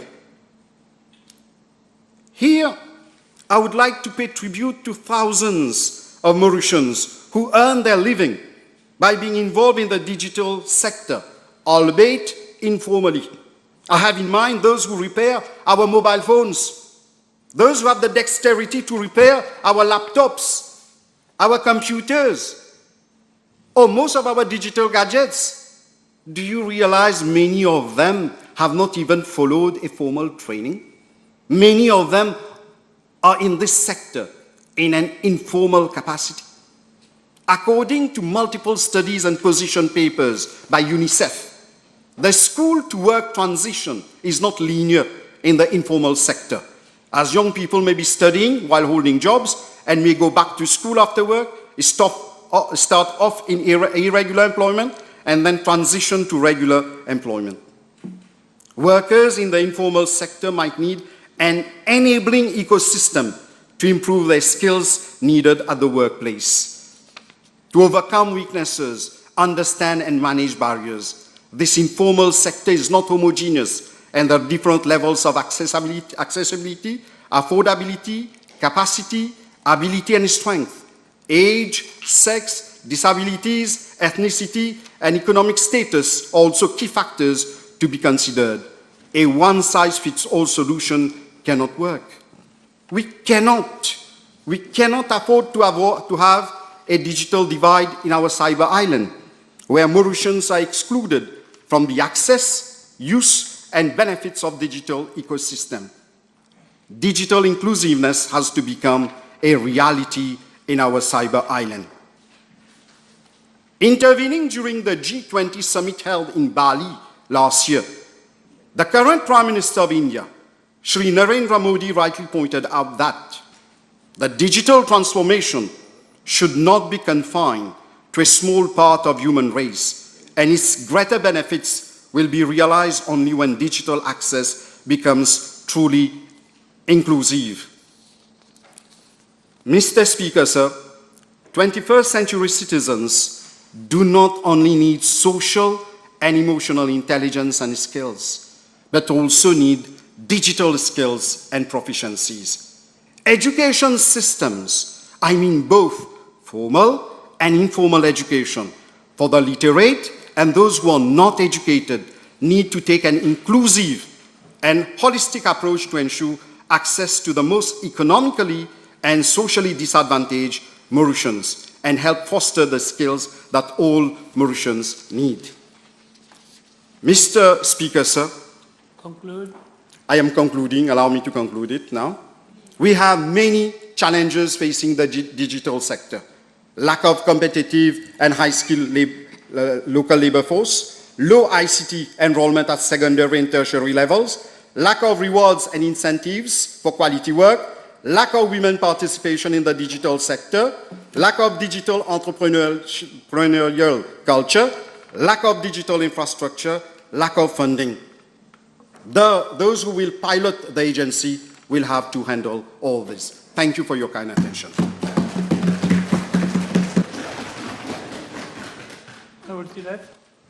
Mr. Speaker, sir, I move for the adjournment of the debates. Seconded. The question is that the debate be now adjourned. Those against no. Suivez. Mr. Speaker, I move for the adjournment of the Assembly to Tuesday, 9th May at 11:30 a.m. Seconded. The question is that the House be adjourned to Tuesday, 9th of May, 2023 at 11:30 a.m. Those in favor say aye, those against say no. Ayes have it. Adjournment matter.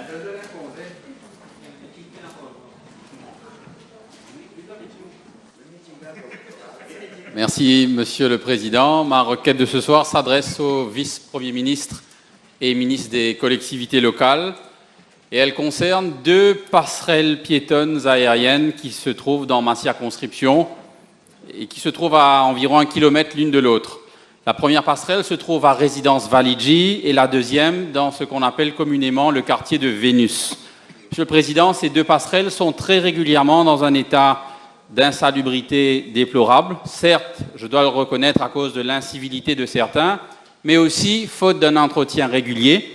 Et de plus, ces deux structures sont dépourvues de lumière, ce qui crée un sentiment d'insécurité, surtout lorsque les piétons les empruntent en soirée. Sans parler de certaines parois qui ont été arrachées, notamment à Validji, et qui permet à l'eau de pluie d'inonder les passerelles lors de grosses averses. Puis-je solliciter l'intervention du ministre auprès de la municipalité de Port-Louis pour un meilleur entretien et pour l'amélioration de ces deux passerelles. Et je termine avec une suggestion, celle d'un éclairage des passerelles via des panneaux solaires. Merci.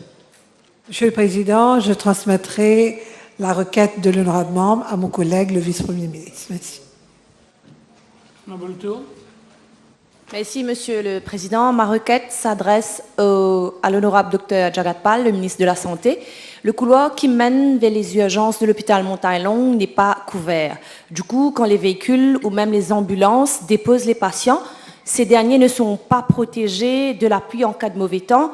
Je demande donc au ministre de bien vouloir faire couvrir ce couloir afin de protéger les patients ainsi que ceux qui les accompagnent en cas d'intempérie, afin qu'ils soient protégés en cas d'intempérie. Merci. Thank you, Honourable Member, for addressing me this question. In fact, 2 weeks back, we visited Montaillon Hospital, where we inaugurated one tobacco cessation clinic, and I've already taken up this matter with our Honourable Minister Ariram, and on tomorrow, we are going to have a meeting on the project implementation. You're invited to join us, and then we can discuss this project in that meeting. Yes, Mr. Speaker, the issue I'm raising tonight is addressed to the Minister of Public Infrastructure. If I can catch his attention. Thank you. It relates to a dangerous junction, that is a crossing of two streets, which is found in my constituency, namely la rue Pagoda and la rue Aïdoré. which is found in Plan Vert, which is next to the Masjid Al-Aqsa. Mr. Speaker, in fact, this junction is a very busy one due to the commercial nature of La Rue Pagoda and also the fact that Masjid Al-Aqsa is in the corner of those two streets, that is Aïdoré and Pagoda Street. Therefore, on behalf of the inhabitants of Plan Vert, but the public in general, I'm making an appeal to the Honourable Minister if des ralentisseurs de vitesse, that is what we call speed bumps, could be installed in order to avoid the risk of accident. Thank you. Mr. Speaker, sir, my honourable colleague will appreciate that this issue pertains to the Traffic Management Road Safety Unit, but I'll convey the message to the Minister of Transport. Thank you. Merci, Monsieur le Président. Ma requête s'adresse à l'honorable ministre de la Santé, le Dr Khaled Chagatpal. Une requête de la part de certains patients de ma circonscription qui ont séjourné à l'hôpital de Poudre d'Or, souffrant de maladies respiratoires ces derniers temps. Alors, une requête non seulement pour les habitants de ma circonscription, mais de la part de tous ceux qui visitent cet hôpital, qui y séjournent et qui demandent à ce qu'il y ait un peu plus d'entretien dans la cour de l'hôpital. C'est un hôpital qui se trouve en bord de mer et qui offre une belle vue sur le lagon de Poudre d'Or. Ce serait bien de pouvoir faire un travail d'élagage, de nettoyage. Certains en ont parlé au président du conseil du district de la région, mais il faudrait apparemment tomber d'accord avec le ministère de la Santé. Donc je demanderai humblement à mon collègue, l'honorable ministre, de faire le nécessaire. Merci. Mr. Speaker, sir, the Poudre d'Or Hospital, which I visited probably end of the year, last year, and that was, the compound was clean. So I will look into the matter about the cleanliness of the compound.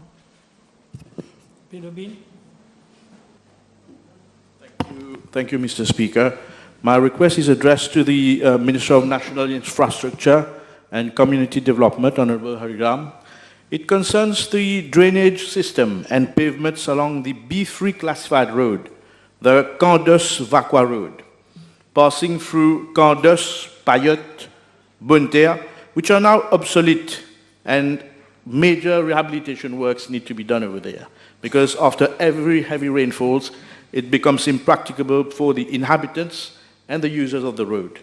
The drains and the pavements are out of date. If you could kindly use your good office to liaise with the Road Development Authority so that remedial works could be done at the earliest.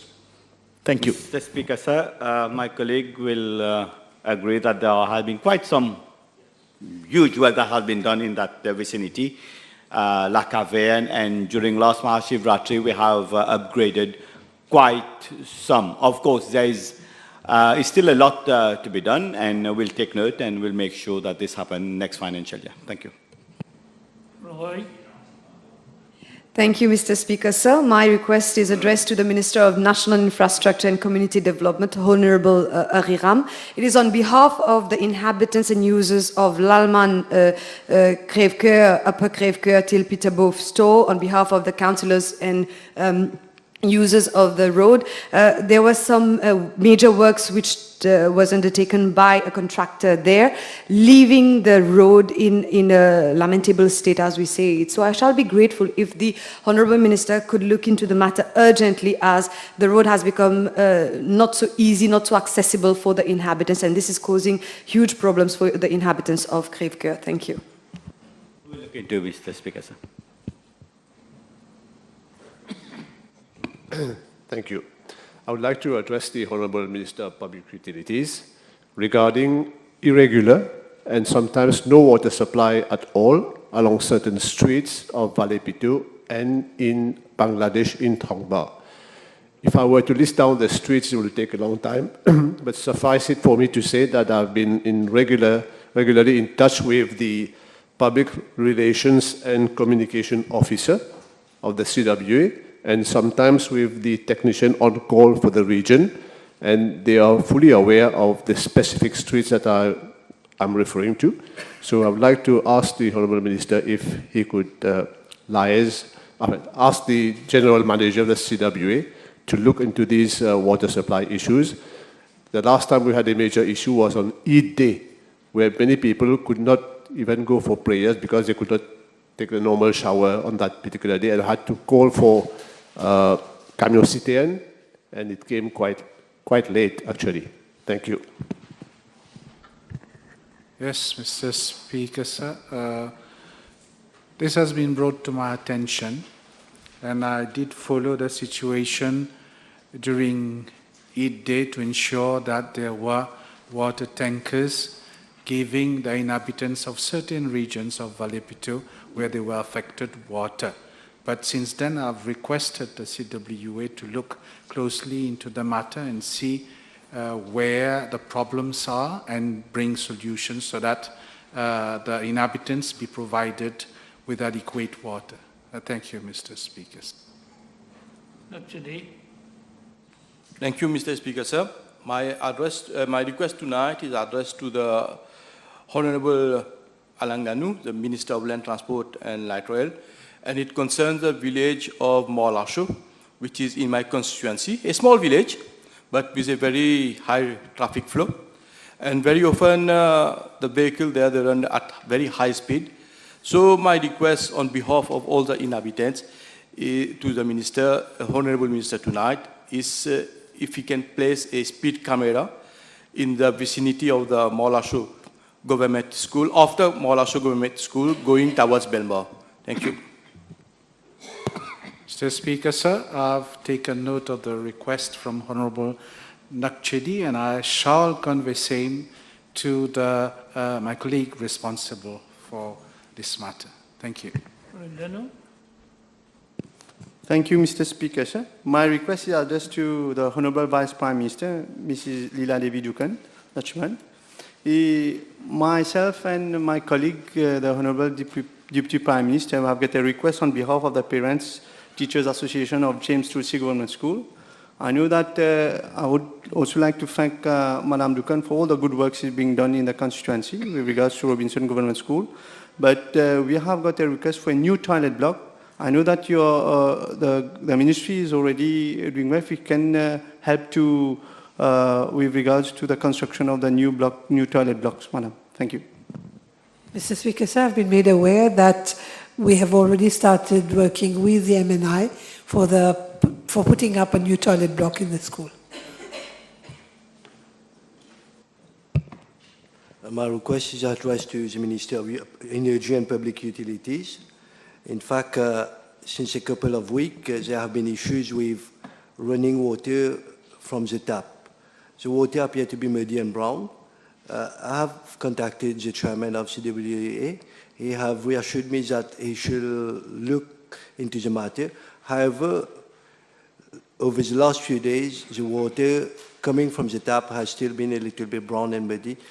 I would humbly request the Honourable Minister to use his good office to look into the matter. It concerns the region Médine, Montida, Bel-État, Unité, et Camp-de-Mars.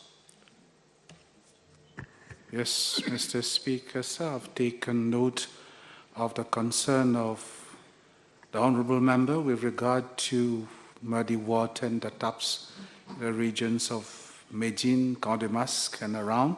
I shall convey same to the General Manager of the CWA for him to find a solution to the problem. Thank you. Remember, suspend the sitting.